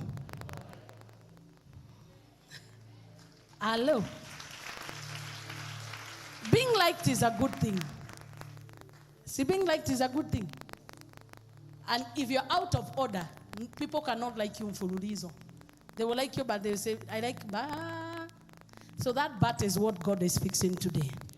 Say it after me. Anything that is in me that makes blessings uncomfortable in my life, as I praise God today, you must get back to divine order. You must get back to divine order. You must get back to divine order. Can you declare and roar? We have all the night. Roar and command people. Whatever makes blessings in a hurry to live, Good people don't stay in your life. Good blessings don't stay in your life. Whatever makes my life. Zebegeto, mana mana mana mana mama. Zebegeto, sabagadada.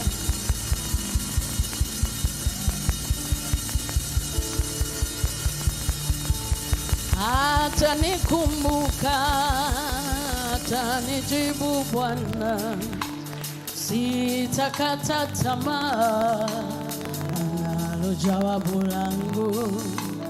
Atanikumbuka, atanijibu Bwana, sitakata tamaa, atanikumbuka, imana mia, atanikumbuka, oh, atanijibu Bwana, sitakata tamaa, analo jawabu langu. Oh, atanikumbuka, atanijibu Bwana, oh, sitakata tamaa, atanikumbuka.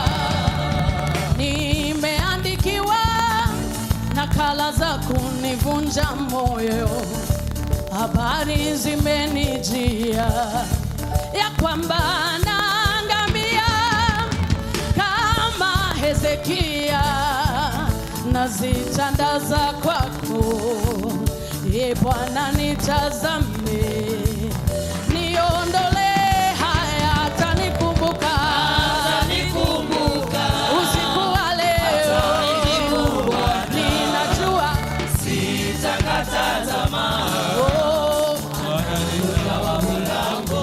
Imba nami, atanikumbuka, atanijibu Bwana, sitakata tamaa, atanikumbuka.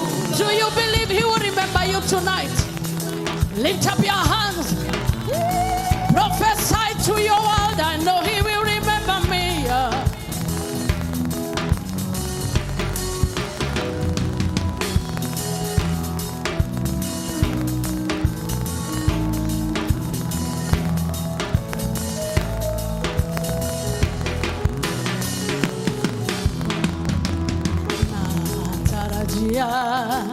Kila siku kunapokucha, niyashuhudie matendo yake makuu. Sitayatazama mateso, huzuni za muda, nina hakikisho utanijibu Bwana. Shuka Bwana, shuka, tenda maajabu, tenganisha giza na mwangaza machoni mwangu. Dhoruba zivumapo, nitashikilia kwako, ninakuinua, ninakuabudu. Najua ninajua, najua siku wa leo, ninajua. Sema nami, atanikumbuka, atanijibu Bwana, sitakata tamaa. Najua, najua, atanikumbuka, atanikumbuka, atanijibu Bwana, sitakata tamaa, analo jawabu langu. Atanikumbuka, atanijibu Bwana, najua, sitakata tamaa, atanikumbuka. Akorone mwanga uganegua, ekaga owega negua, ne akora dimeta negua, negua. Hey, akorone mwanga uganegua,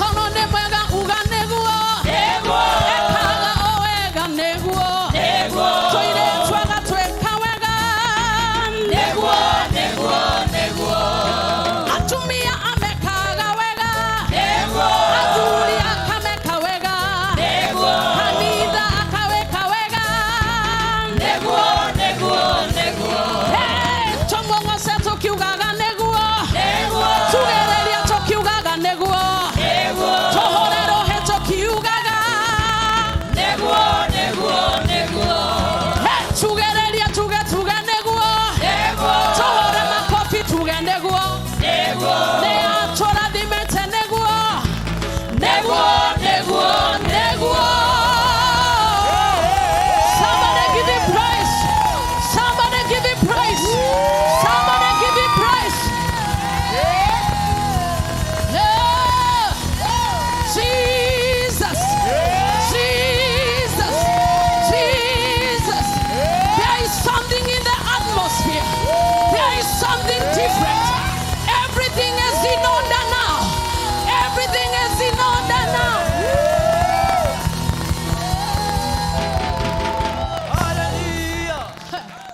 Every time God comes to your valley of dry bones, He expects you to know what to do. He met Ezekiel and told him, Ezekiel, what do you see? He said dry bones. Tell your neighbor, when dry bones begin to become normal in your life, then you're out of order. When poverty becomes normal to you and you adjust with scriptures, you are out of. Somebody say, let there be order now. Shout like 5 times, let there be order now. 2, 3, 4, 5. Ooh. There must be order in your life. So God, thank you, ministers. Just give me some time. When God saw Ezekiel in the valley of the dry bones, He asked him, what do you see? And to him, he ignored what he saw. That which you are despising is where your victory is coming from. Tell you about those dry bones are the ones that will become your mighty army. Mimi nafikiria nimeongea point.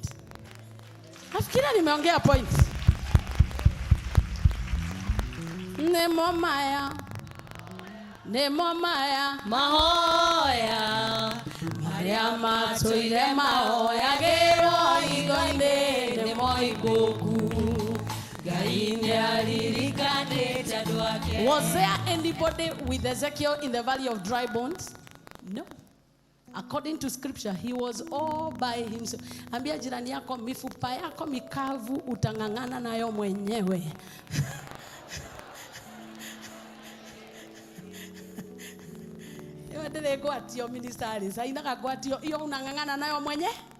You fix it on your own. Hey. And then he was told, he started now taking back the problem to God. He told him, only you knows. You are out of order. Tell your neighbor, ignorance is a sign of disorderliness. Have you ever employed somebody who doesn't know to do something and they lied? Eh? The way they do it, you will know they don't. Sini kweli? Ukipatia mtu nguo ya designer. Tuseme mmempea designer ule mkali sana. Badala ya kuvaa skirt mahali inavaliago avae kwa kichwa. Si utajua huyo mtu kuna mahali they will look disorderly, but what motivated their thinking? Ignorance. Ni kama uenda mahali wanakaaga uchi and then umpatie nguo, they don't know what enters where. Atavaa suruali kwa kichwa na socks kwa mkono. By every disorder in your life is a sign of your ignorance. Sini kweli? Mtu ambaye hajui kukaa na mke wanapiganaga every day. Because hajui ni nini amepewa. Bakisha elewa ni nini, vita inaisha. Mtoto mdogo wa 5 years, hata ukijaribu shule kumweka akae.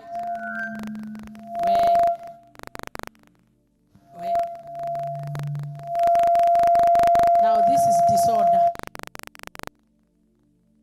This is disorder. Now there is an area of ignorance. Melvin, fix it. Remember, God is fixing you. Because seriously, he was not hired or put there to do that. Sio kasauti ilikuwa party ya deal. Yo kasauti ilikuwa party ya deal, maybe tunachezeana wewe nike modo.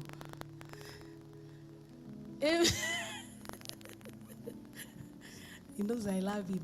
It has to be made right. Amen. Ama kuna mali pastor kulikuwa contract. Kulikuwa worship leader, uimbage maoff.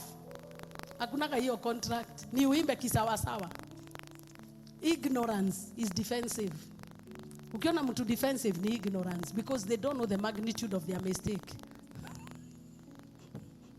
Ambia jirani yako kama unajidefendigi ukishikwa, ni ishara wewe ni mjinga na sio mimi nimesema, ni reverend. Leo Mungu anafix ujinga. Kuri ulimonge wa therukeirio. And I'm not talking about intellectualism. No.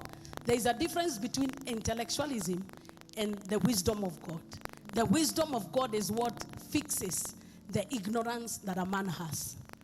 You can teach somebody that is foolish. They will be a professor, but they will be behaving in an awkward way. We are not talking about educating the mind. We are talking about educating the spirit man.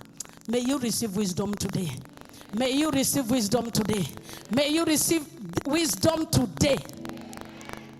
Another way of knowing that there is disorderliness in your life is lack of sequence.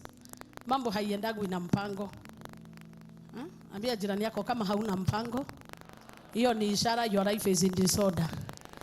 Na ndio Yesu hata akiambia wanafunzi vile wataomba, aliwapea formula itiyowaka. Our Father who is in heaven, hallowed be thy name, thy kingdom come, thy will be done. Alikupatia sequence because God does not want to leave gaps. Even when you come to protocols of worship, he has said, enter my gates with thanksgiving and my courts with praise. Sasa wewe na hiyo madhogodhani yako unasema mimi naanza na maombi. God will not hear you because anytime you ignore the sequence, it is a sign of disorder. Tell me about every disorder in your life that has denied you of favor. God is fixing it in this service.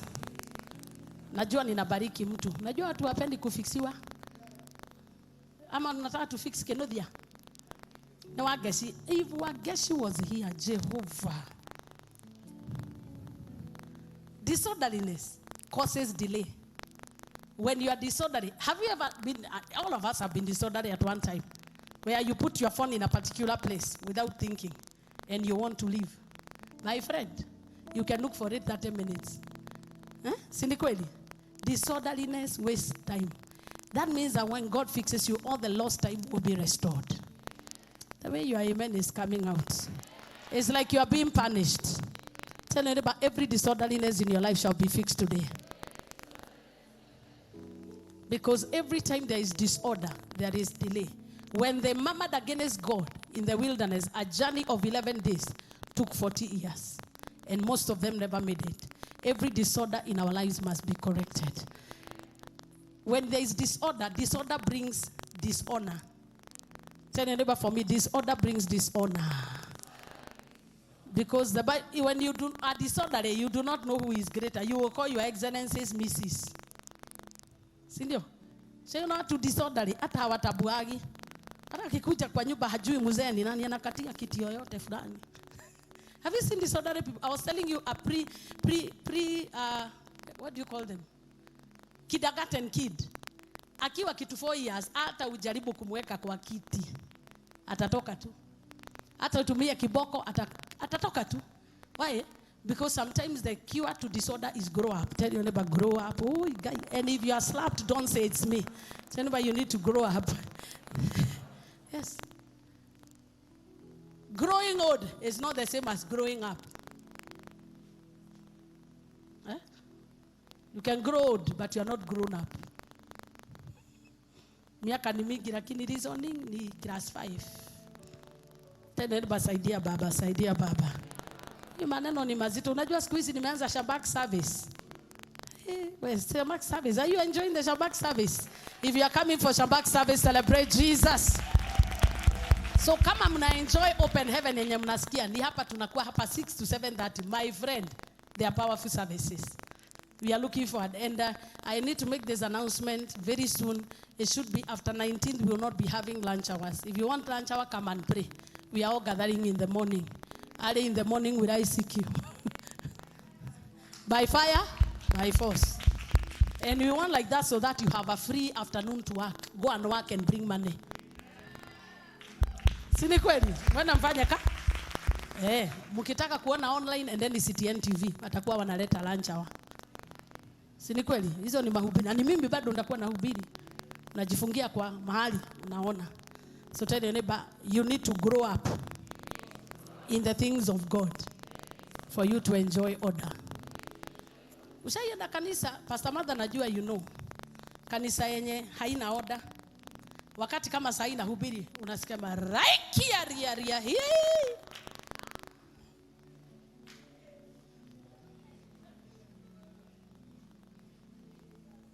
Jifanyishe huku hapa.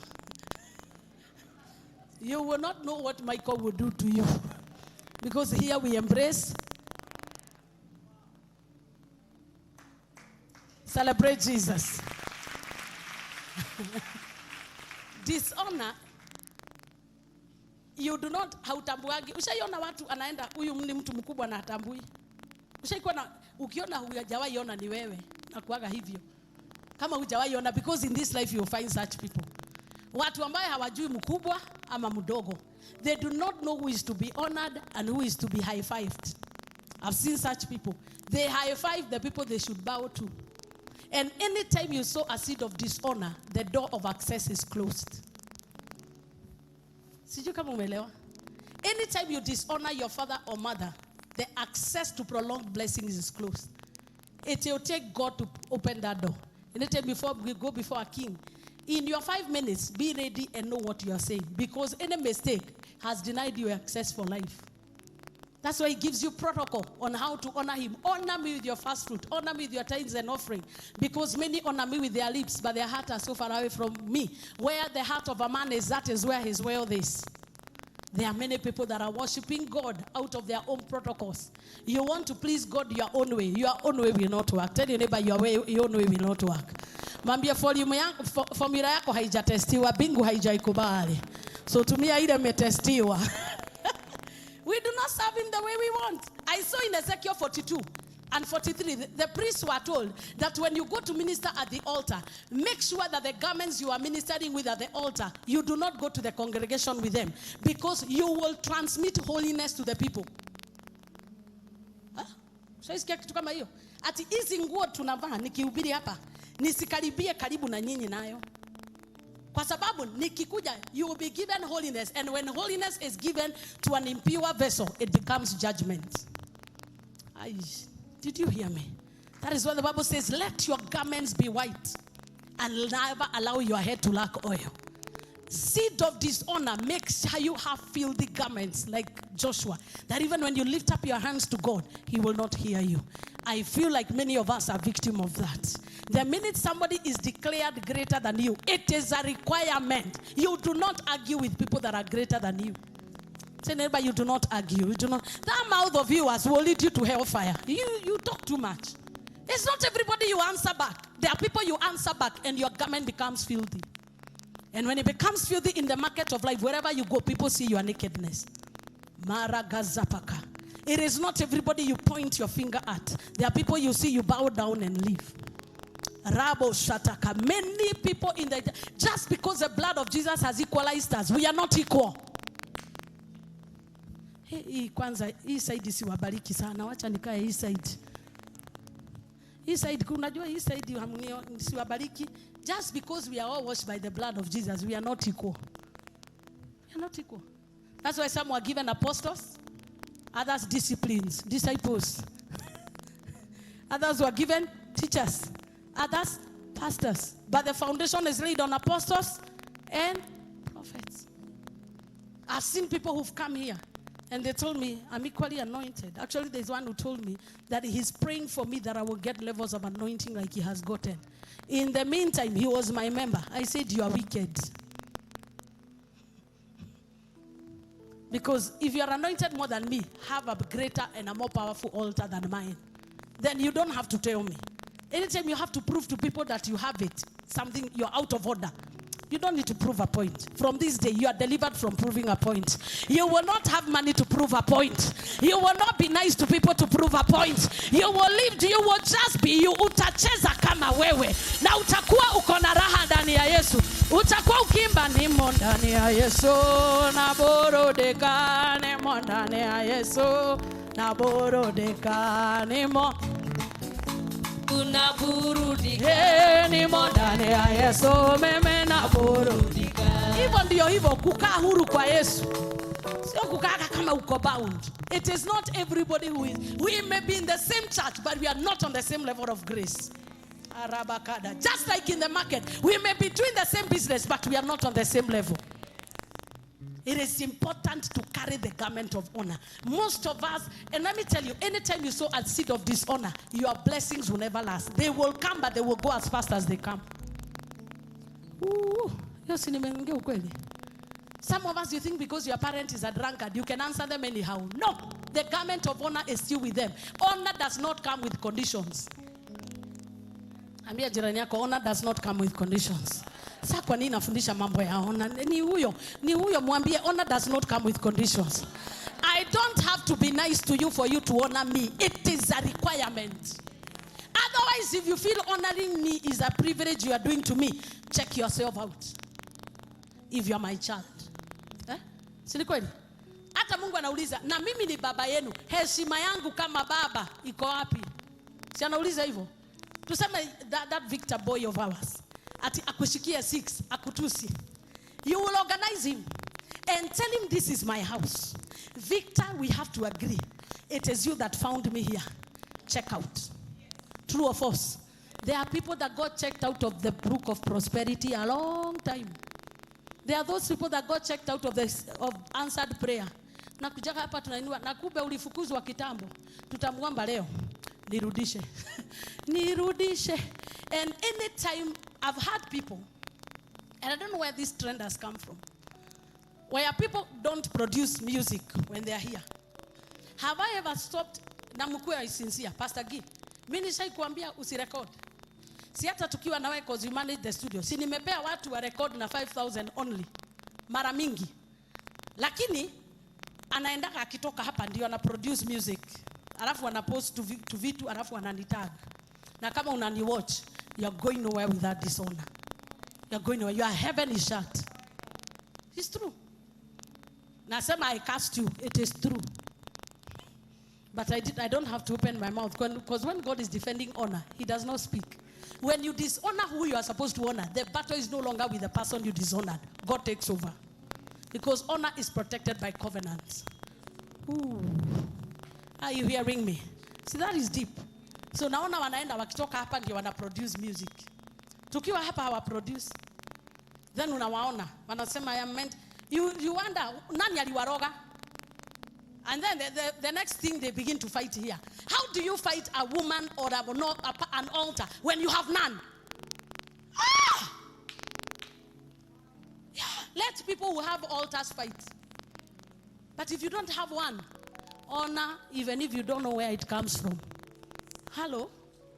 The minute you raise yours and you know the price of raising one, you will honor those who have. Hata kama ni watu 10. When you see some of us have survived now 30 years in music and still serving God, you need to sit down and ask us, what did we do? We have a story. We can transfer to you knowledge and wisdom. Joshua did not have to go through the wilderness for 40 years. Moses laid hands on him. And the spirit that was in him entered him. That is why he conquered so easily. He will go around the wall of Jericho just singing. Moses did not go around the wall of Jericho. He had to prove with power. For us to survive here, it has taken us power. What haven't we done here? Including killing the killer boss. Including walking this Nairobi barefoot. If you want to succeed where I've succeeded, come and submit. I will lay hands on you. You will go without fighting. But the problem we have self-declared generals who have not gone to the barracks for training. Sayata ukiamuka ujiite soja. Wewe ni soja. Ambia jirani yako leo ukivaa uniform ya soja, hautakuwa soja. Mwambie hutakuwa soja. Ngo. Na nikikwambia uongereshe mtu muongereshe. Mwambie hata ukivaa uniform ya polisi, bado wewe ni raia. Nilisema as I finish so that we praise God. I know this is a prayer. Me, I feel like praising him. Because there are things that I need to be fixed. And I need to praise him that he may come and fix them. I like the way, Dinah, you are just enjoying. Keep moving, girl. He's fixing things. He's preparing the visa for you. He's preparing those visas for you. As you dance for him. Hey, shut up. There is somebody that has clapped for Dinah. As you clap, your own is coming. Your visa to your own home. Wengine wanahitaji visa. kuingia kwa boma zao, kwa sababu zilifungwa na kufuli na pesa iko Ulaya. Ryan de Bosaka. Shout the loudest amen. Shout the loudest amen. Shout the loudest amen. Where was I?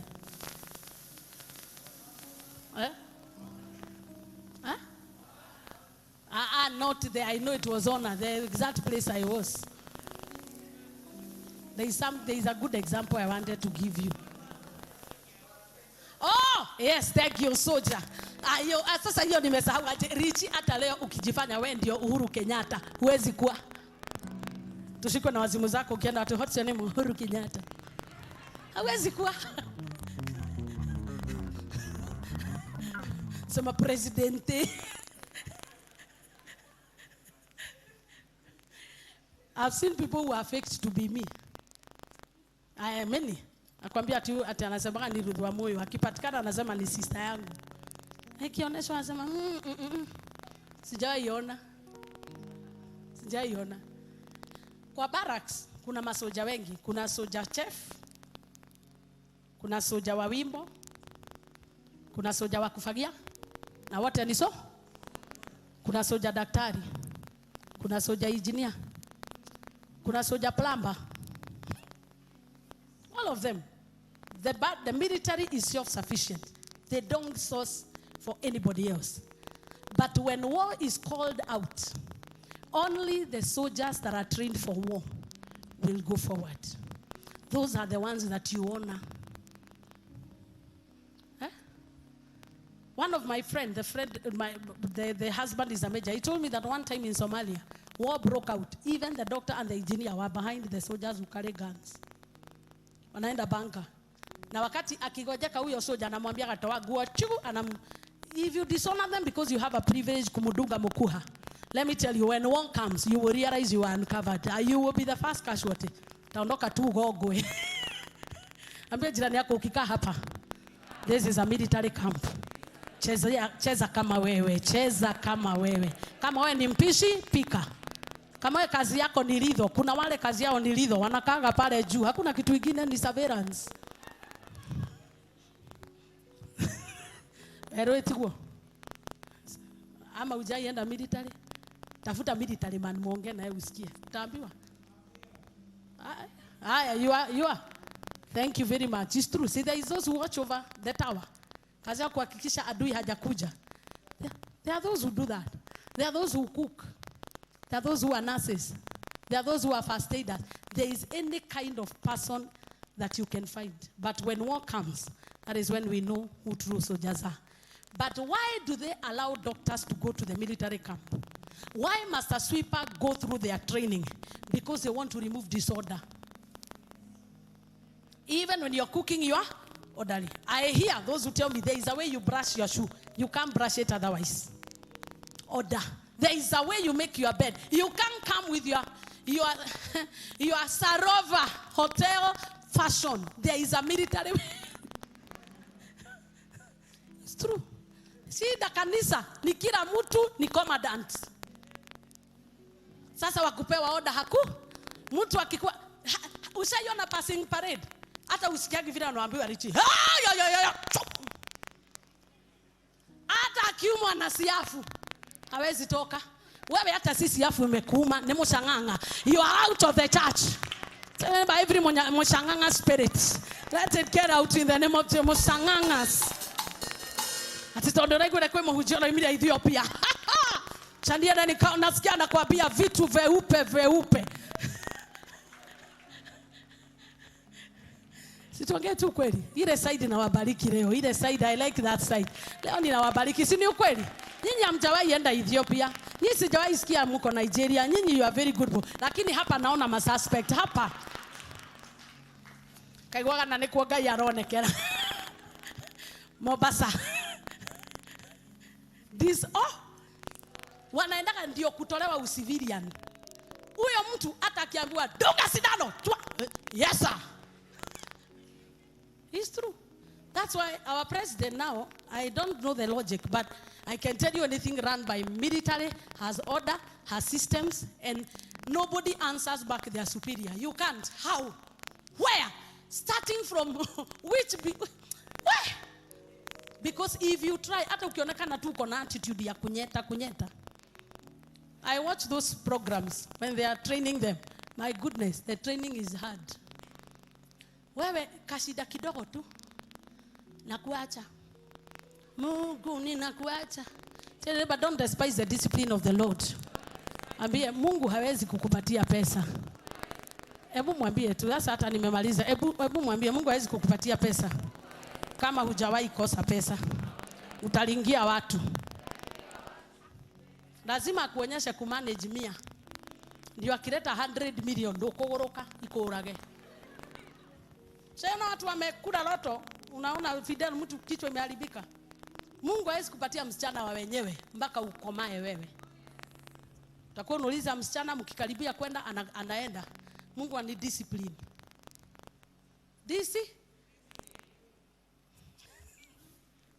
Fools despise wisdom and discipline. Kama upendi discipline wewe ni mujinga. Hivyo ndio Biblia inasema. Na ukikaa kanisa yenye mtu anafanya kile anataka na haulizwi, hiyo si kanisa. Hiyo ni social club. It's true. Pastor. Yubenone odama kidegeaga watho. Toto oine aigena mekararia. Adina keutate moroshonoka. Rororo tithia gwane modoria kwenda. See, that's powerful. Yani hiyo song inasema wale wanaendaga na reverse mtaaibishwa. Kwa maana katika huu ufalme mtu haendagi vile anataka. Wala vile unataka. Na kuambia ukitaka kanisa yenye hutawahi endelea. Enda kanisa yenye mchungaji hawezi kukwambia niweka kiondokea wanawe. Jabi my dear. Kakurora kakwira je haujacheza kama hauweka tamudu. Si ni kweli? And don't be where you are celebrated throughout. Don't be where you are, because you will never grow. Shida ni Mungu ameguza tu kidogo. Kidogo tu. Kidogo hata si kitu kubwa, ni TV tu imeibiwa. Where are you? In the meantime kuna mtu amepoteza mtu na anasifu Bwana. To who has more will be given. Mwenye ambia jirani yako hiyo karoho kadogo lazima ipanuke leo. Karoho kadogo. Hata si kitu kubwa ulifanya. Ati tu ulimuona na best mwingine. Si we are free. Ukiachwa ati? Ni rahisi kusema hivyo, ninaona hapa mkilia. I got him. Everybody is free to do what they want. Kipeana roho peana 50 jibakishie. Ndio Mungu aone mahali pa kutoshea. Unapeanaga yote mpaka bonus. Did you get? You are not Ruth. And the one who is marrying you is not a woman called Naomi. Your mother-in-law is the only one you can die for. Hao wengine patia 40 baki na 60. Until proven otherwise. Naenda ukimpea ni kama shareholding. Naona wewe ni mzuri imekupea 10. Ni sali sinekuo. Yapenda modo na kiondokea wana my daughters. Now I'm teaching you discipline. Si unapenda unampea account yako umempea hata kabla hajakuuliza kuoe tayari umejiproposia. Nere. This generation jabi, you know. Badole kaginya engagement pati mwanake okay surprise.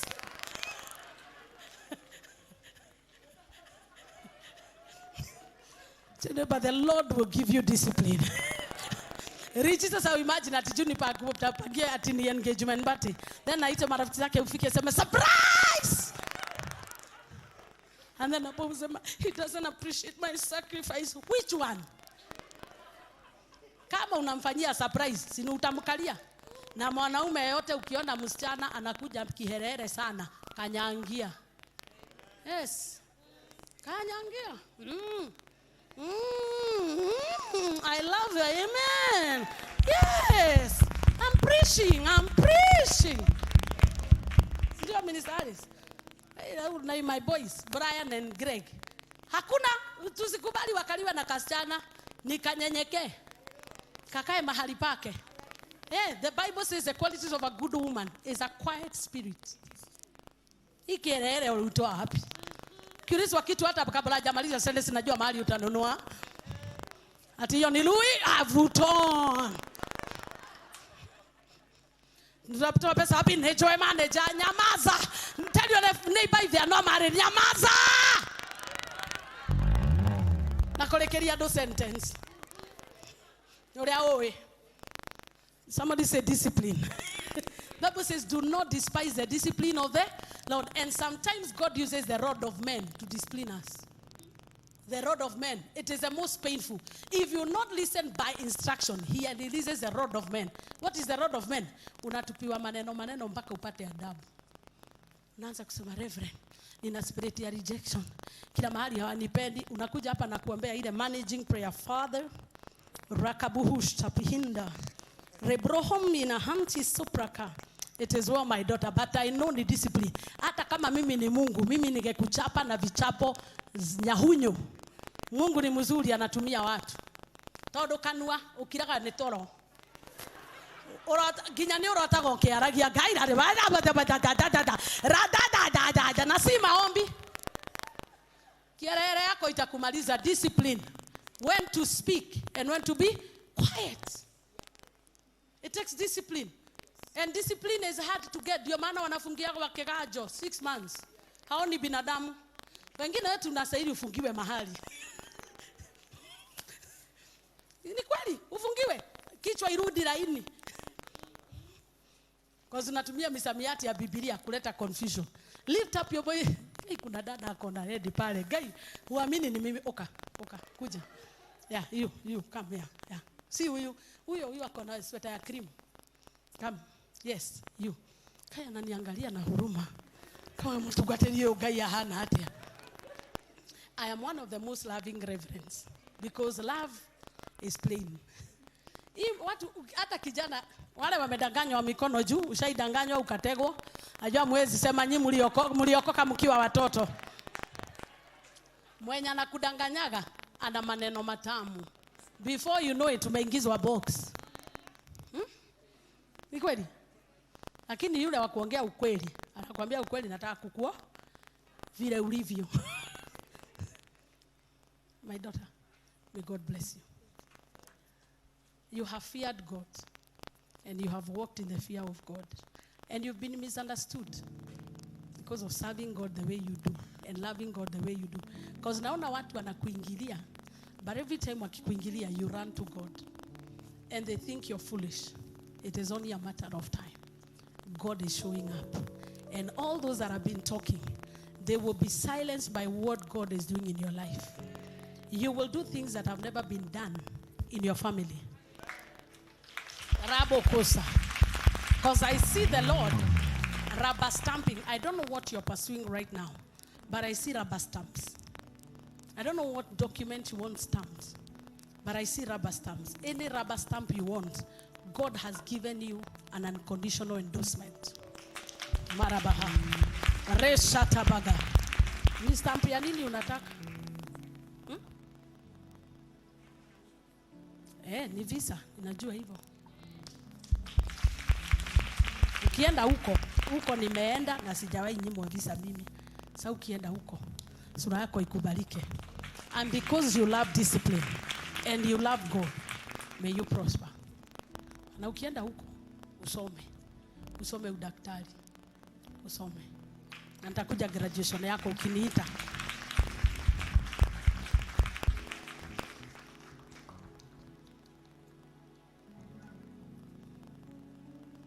Just like that. Say neighbor, you never know when the Lord can remember you.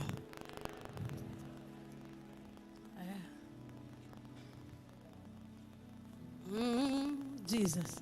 Jesus, you love me too much. Oh. Too much. Oh. Too much. Oh. Excess love. Oh. Jesus, you love me too much. Oh. Too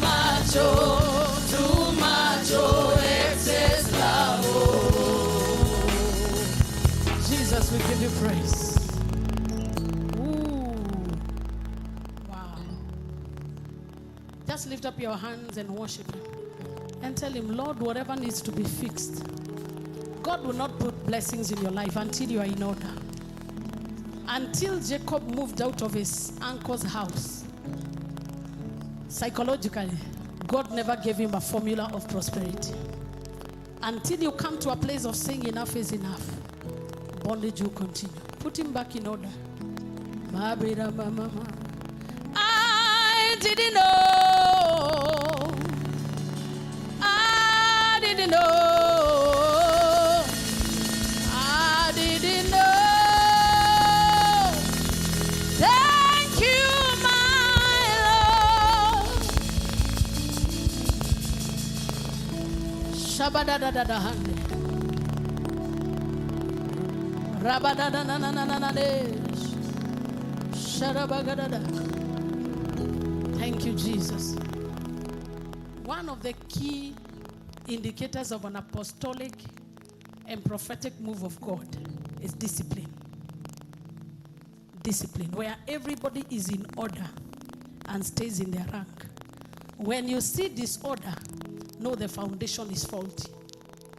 Either it's somebody living under a pastoral grace and they need an apostolic cover and they never sought for it, or they are teachers and they did not seek for a prophetic or apostolic cover, because the prophets and apostles are the administrative foundational building blocks for the church.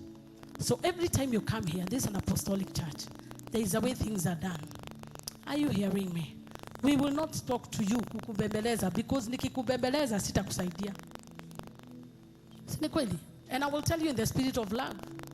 And sometimes the Bible says an open rebuke is better than hidden love. Some of the people who are talking with somebody, they will retain members because they know they want to eat their money. So they will never criticize them so that they don't leave. But I have realized, the more you try to keep them through human wisdom, the more you lose them. You shall know the truth, and the truth shall set you. Everybody covets growth, and you cannot grow until you're fixed. And it is not man that fixes, it is God. Anybody who speaks under the anointing, their words carry order. And that is why even as I'm speaking right now, I hear order in your lives, order in your thinking. Lift both of your hands and I want you to say, everything in my life that is out of order, I prophesy to you. Order in the name of Jesus. Open your mouth and command order. Command order, command order, command order, command order. Zebagata basepeketo tabagada de shataba. Zebegeto pakata bagada da da de.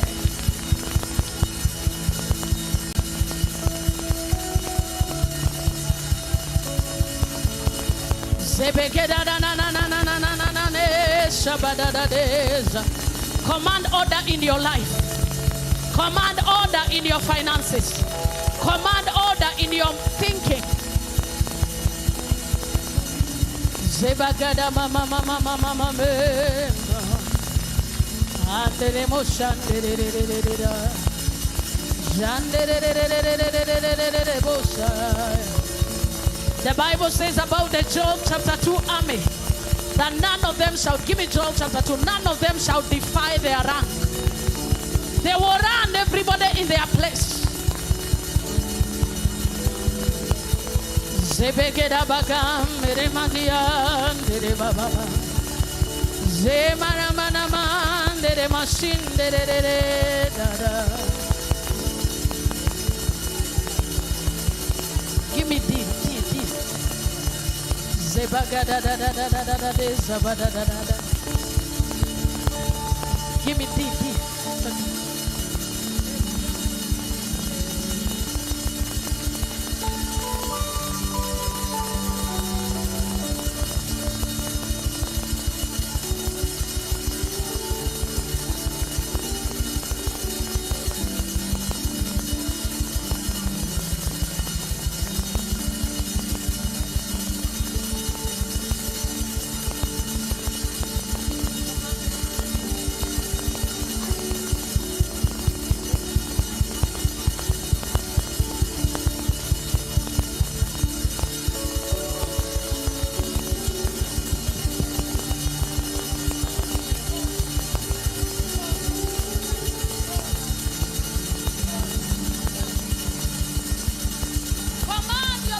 go back to divine order. Your thoughts, let my thoughts be aligned with the will of God.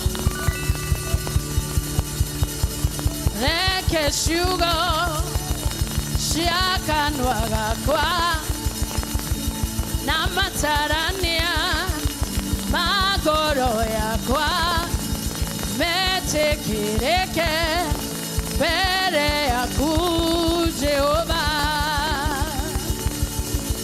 rekeshugo shiakanwaga kwa namatarania magoro yakwa metekireke bere yaku Jehova rekeshugo shiakanwaga kwa namatarania magoro yakwa metekireke bere yaku Jehova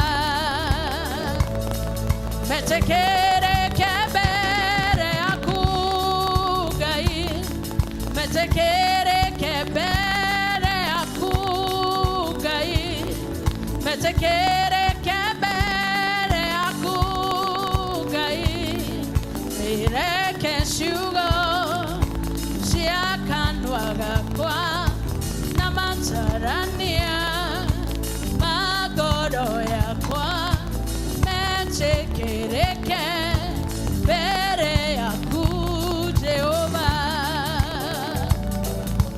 rekeshugo shiakanwaga kwa namatarania magoro yakwa metekireke bere yaku Jehova sekera magana mosharararabu metekireke bere yaku unastahili kuabudiwa unastahili Yesu unastahili kuabudiwa unastahili Bwana wa mabwana unastahili kuabudiwa unastahili Yesu unastahili kuabudiwa unastahili pokea sifa leo unastahili kuabudiwa unastahili Yesu unastahili kuabudiwa unastahili hakuna kama wewe unastahili kuabudiwa unastahili pokea sifa leo unastahili kuabudiwa unastahili twakuinua leo unastahili twakuabudu leo unastahili Yesu unastahili kuabudiwa unastahili Baba unastahili Masia unastahili Yesu unastahili kuabudiwa unastahili pamoja na makerubi unastahili pamoja na maserafi unastahili Bwana wa mabwana unastahili kuabudiwa unastahili wastahili kuabudiwa Yesu Yes, na Bwana wa mabwana Bwana wa mabwana unastahili Yesu unastahili kuabudiwa unastahili tunakupa sifa unastahili kuabudiwa unastahili Yesu unastahili kuabudiwa unastahili kuabudu leo unastahili kuabudiwa unastahili Yesu unastahili kuabudiwa unastahili every lawlessness must disappear out of our lives. There will be no lawlessness. There will be no lawlessness. We will be governed by the law of love. We will be governed by the law of grace. We will be governed by the law of favor. Every protocol that needs to be broken, it will be broken because we are abiding in the law of the Lord. Can I get a better amen? Pray for your neighbor today. Every form of delay in your life caused by disorder in your foundation, by the blood of Jesus, I correct it right now. Pray for them in the name of Jesus. Every disorder in your foundation, I correct it in the name of Jesus. I correct it in the name of Jesus. Pray for your neighbor. If you know their name, every disorder in Pastor Mother's foundation, every disorder in Pastor Moya's foundation, right now be corrected. Every disorder in Juniper's foundation, be corrected. Rabbi and the Rebo Shatai and the Rabo.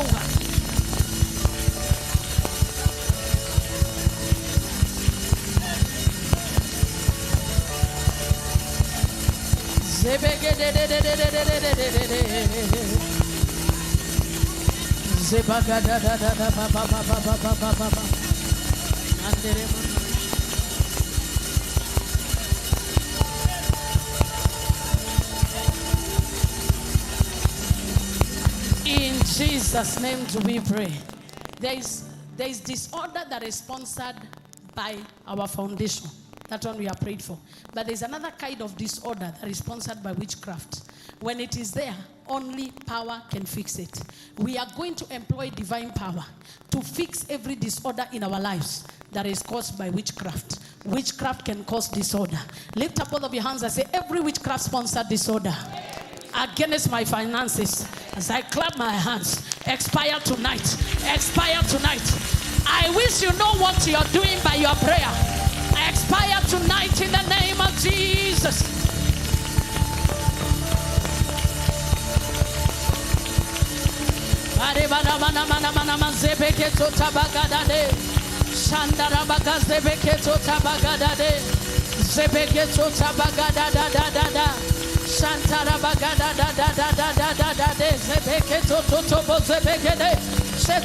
Every witchcraft power that is causing disorder in my finances, disorder in my relationships, scatter, scatter, scatter, scatter in the name of Jesus, scatter in the name of Jesus. Every disorder in my fellowship, every disorder in my work, disorder in my thoughts, that is witchcraft sponsor right now, expire, expire, expire, expire, expire, expire. Satan, back and go. Witches, back and go. Wherever you are night running, wherever you are meditating against me, right now I call you back to order. Leave my destiny, leave my wealth.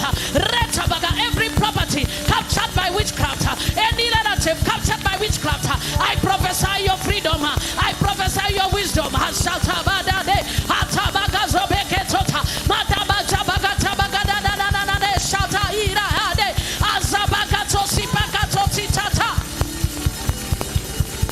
so shall it be in Jesus' name. There is also disorder that comes by association. If you associate with a disorderly man, chances are they will affect your life. If you are an army general and a Captain Saul, no matter how you try, your army will always be defeated. But if you partner with a man that is in order, the root of David, I tell you, everywhere you go, even before shouting, you will have won the battle.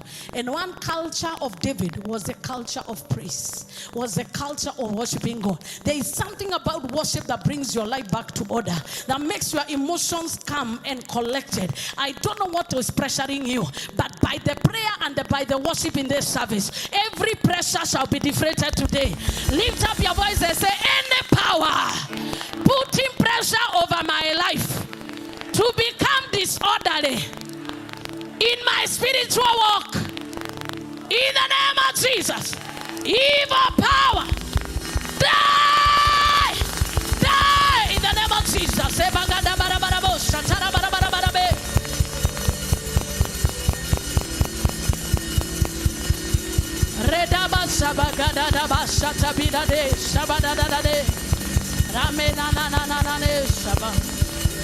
In Jesus' name do we pray.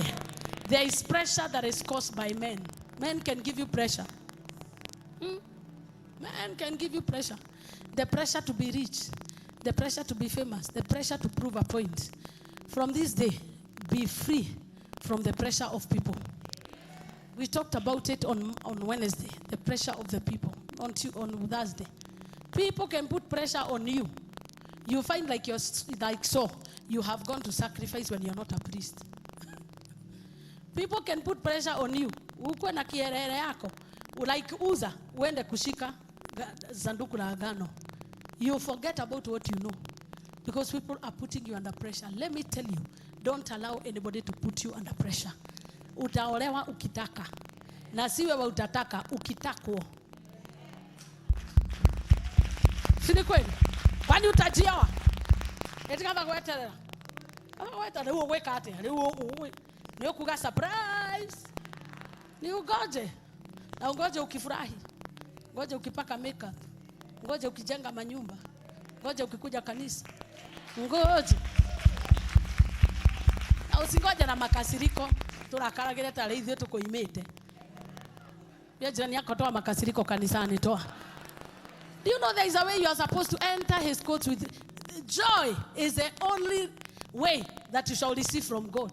Kukuja hapa umekasirika au utapokea? Mara kagure kwa makasiriko leo akwega igai akuona kani wewe kikigerire guku ki.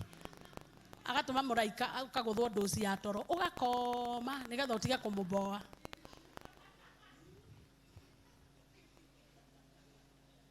Wewe mtoto akikuboa sana na kusikia unafanyaga nini?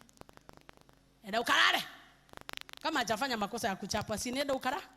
Kuna watu wanapiga kwa dosi ya kulala hapa, unasema ati ni mapumziko wamepata. Kuboa boa guy. Like camera switch this one off. It's of no use. Wagetida. And I told you last time, ukijikufisha mimi sitakufufua. Me, I'm not Apostle Paul. Na wewe si Eutychus. Si kila mtu ajue ligi yake. Ya jirani yako kama unataka kulala. Tunajua you are disorderly. Mwana ndio yako makaini hoya. Si kweli? Wakati tunalea watoto ministries. Si mtoto hata unaweza kuwa unampea chakula na analala amesimama. Sasa wewe umekuja mahali pa moto na unalala, si utachomeka? Si ni ku organize mwili. Ikira ginya toothpick ta Mr Bean. Asikanikienda kesha salali silali. Si true? And you cannot die for lack of sleep in the presence of God. I have realized when I hit dimensions in the spirit, sleep disappears from me from 2 days. I will be working 2 days and I've never slept and I'm fine. Because there are realms of glory you touch. The physical body switches off. I pray you will get there. Every disorder in your flesh and in your thinking, let it be destroyed in Jesus' name. Open your mouth and say, every demonic pressure applied against me tonight, so that I may not receive my blessing. In the name of Jesus, I subdue you. I subdue you. I subdue you in the name of Jesus. Radebo shata baba baba rabada da da da da de zebeketos rabagade shanderebe derebo sariabe derebo shanderebo satiaraba ezeke, and so shall it be in Jesus' name. Those who are watching us online, God bless you. God do you good. If you have they given? People have given.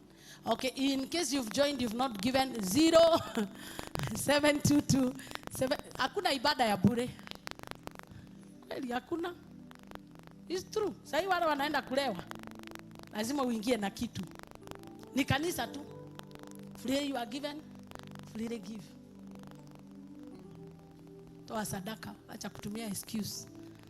Like me and like me because you have to. Because I'm saying the truth. Pastor Mother itigwa. Wamejaribu kutunyamazisha ndio tusiongee mambo ya pesa. There is no kingdom that has no economy. Na wao waongea zao. Si tuongea ze? Yetu ina sustain wana nini? Tithing, fast fruit, offering. Wakiboeka wakae kingdom yao. Sisi hatuendi kwao. And we are not sorry. Si ni ukweli? Na wewe kama uko kwa hii kingdom na unafiri hizo rules hazikufai, jaribu hizo zingine. Utarudi tu umeaibika. Kwa huko hazijatestiwa, za huku zimetestiwa. Si ni kweli? Yes. Ukisikia kitu Mungu anakutisha, test me. Test me, that yajata no, test me. You see, the Almighty God reducing himself to tell you test me. He's serious. Tells you it works. And it doesn't say give me or pay me. Honor me with your tithes and offerings. So it's not, by the time I got delivered to ask for money like that, it took me a long time. Nilikuwa pastor mujinga, nilikuwa nahubiri naenda nyumbani. Bills zinazisonga. Amini Mungu akaniambia Kelimo, Every kingdom has its own economic sustainability. And if you don't give, you will not get blessed. Not me who said, it is God. Si ni kweli? Niseme tu kweli. Na demesha unatumia wepe anaka 100. Mungu atakupatia 100, shaken together, running over, akim times 100 inakuwa 10,000. So mshahara ukifika ya 12,000 inakatagwa na magonjwa mpaka ifike 10. Kuigana nilio. But if you give generously, God will make sure there is no limit. And it's not the amount. It is a sacrifice. So give 0722712918. Thank you so much. Already ukisikia inalia wanatoa. Hata wewe kwa ibada unajua ulitoa haitoshi, ingia utoe tena. Ingia utoe tena. Kama mimi sikuwa nimetoa, so acha nitoe. Yeah? I give too. Me, I want to be given. Si ni kweli? Unaniangalia aje? Si mtoe toa kitu hata kama tuzime stima utoe mahali you hide. Nikiitisha sadaka ya pili mimi nimekosea mtu. Kwani natoa na buduki? Si mimi natoa na mdomo. Ingia kwa mfuko utoe. Minister Alice toa utoe sadaka na mimi. Nisidikishe sadaka tafadhali dada.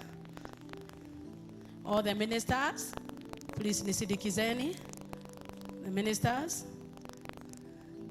You know you are wearing a dress, nisidikise. You know you are a man and you are wearing a trouser, nisidikize. There is nothing else a man can wear, so. It's not by force, it's by choice. Na kama hauna, na Mungu anajua hauna, ni sawa. But utakosa mpaka lini? Ni wakati ukasirike leo useme Jehovah, as I praise you, fix it. Kuharago ko gai gotira kuhosithia na ko mwarire weho nginya wakinya mohothio karakara ushaipata hapo mimi nilikuwaga hapo yani uko broke offering time ikifika mpaka unakachirikia mwenye anaongoza na unasema huyu kwanza anajua kuzitoa Minister Moses atidagerero hawati ni kweli until you hate the one who leads worship in giving na yeye sio shida ni mfuko yako imekukalalia haya mboge pesa. Now I hear the Lord say, anybody that is jobless, and especially if you are male, in the next 14 days, you'll be hired.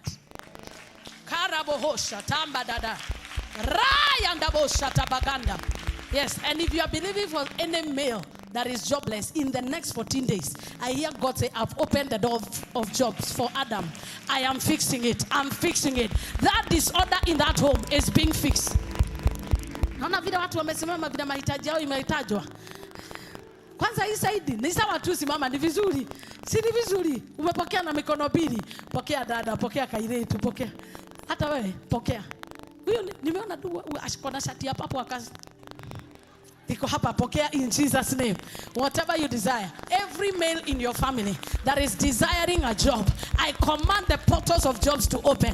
You demonic power that is harassing our men with joblessness, we declare in the name of Jesus, lose them wherever they are. Lose them wherever they are. Mention the name of those people and declare, receive your job in this house. So I invite Akina Pastor Guy and the rest. Come, we praise the Lord. Declare, name the men in your life. Name the men in your life and declare you are hired. You are hired. You are hired. Every disorder that has maintained you in poverty, let it be broken in the name of Jesus. And so shall it be in Jesus' name. I want you to shout the name of that person and declare you are hired. 1, 2, go. You are hired. Number 2. You are hired. The other one. The that type. Huh? See, fired. Higher.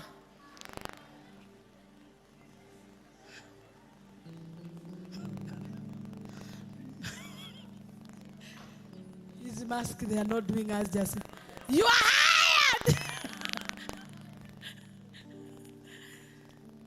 Wako kazi kuboeka. Sijukwage serious. Biguni utafika tu.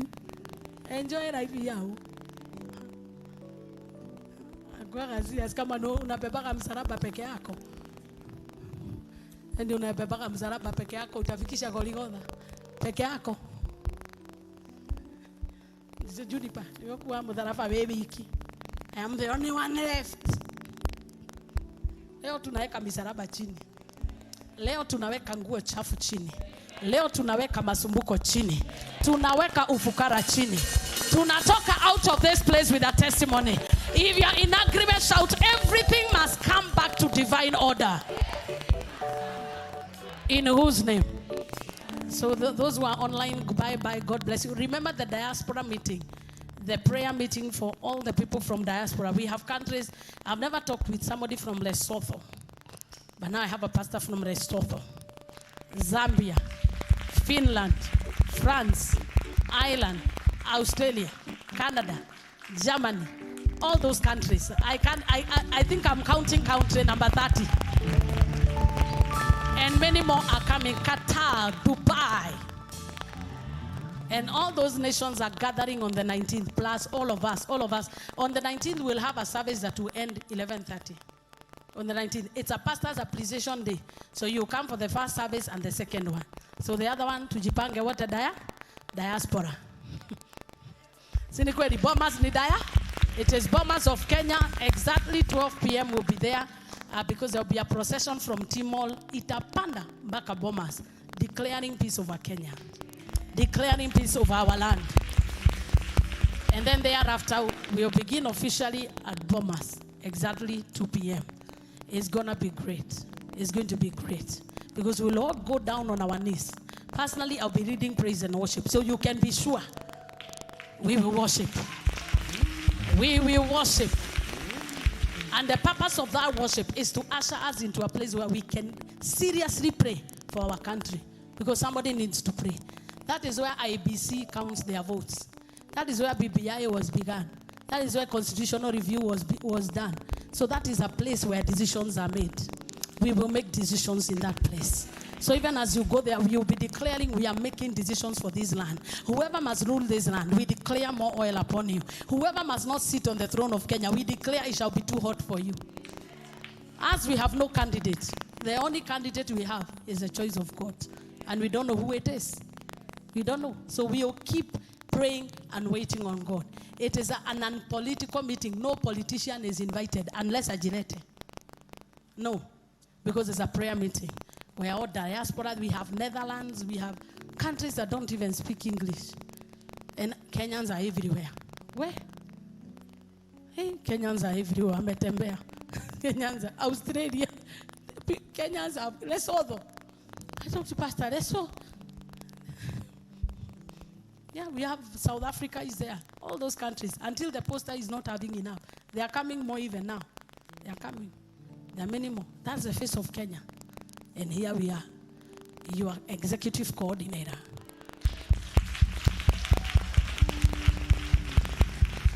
And that executive is very important.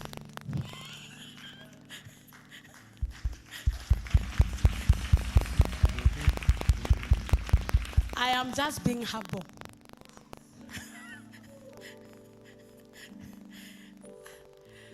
I don't know what will happen because very soon most of you will travel. I don't know what will happen. But he will raise more people. Ndio nipate mahali kwa kuendaga. Kama Ayubu alienda, hakuna mtu haendi.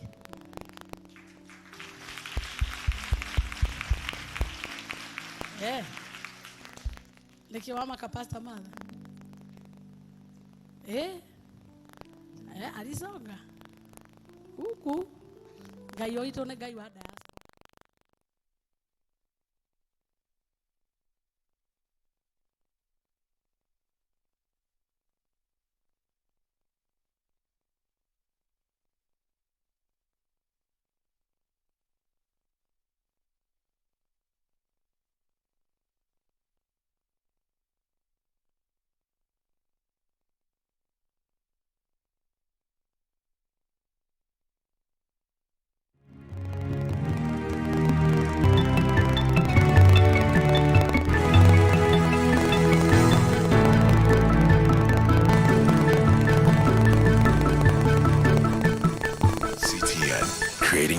with decent conversations.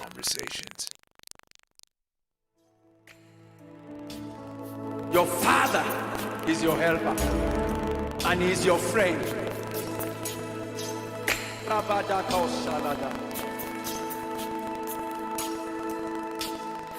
I love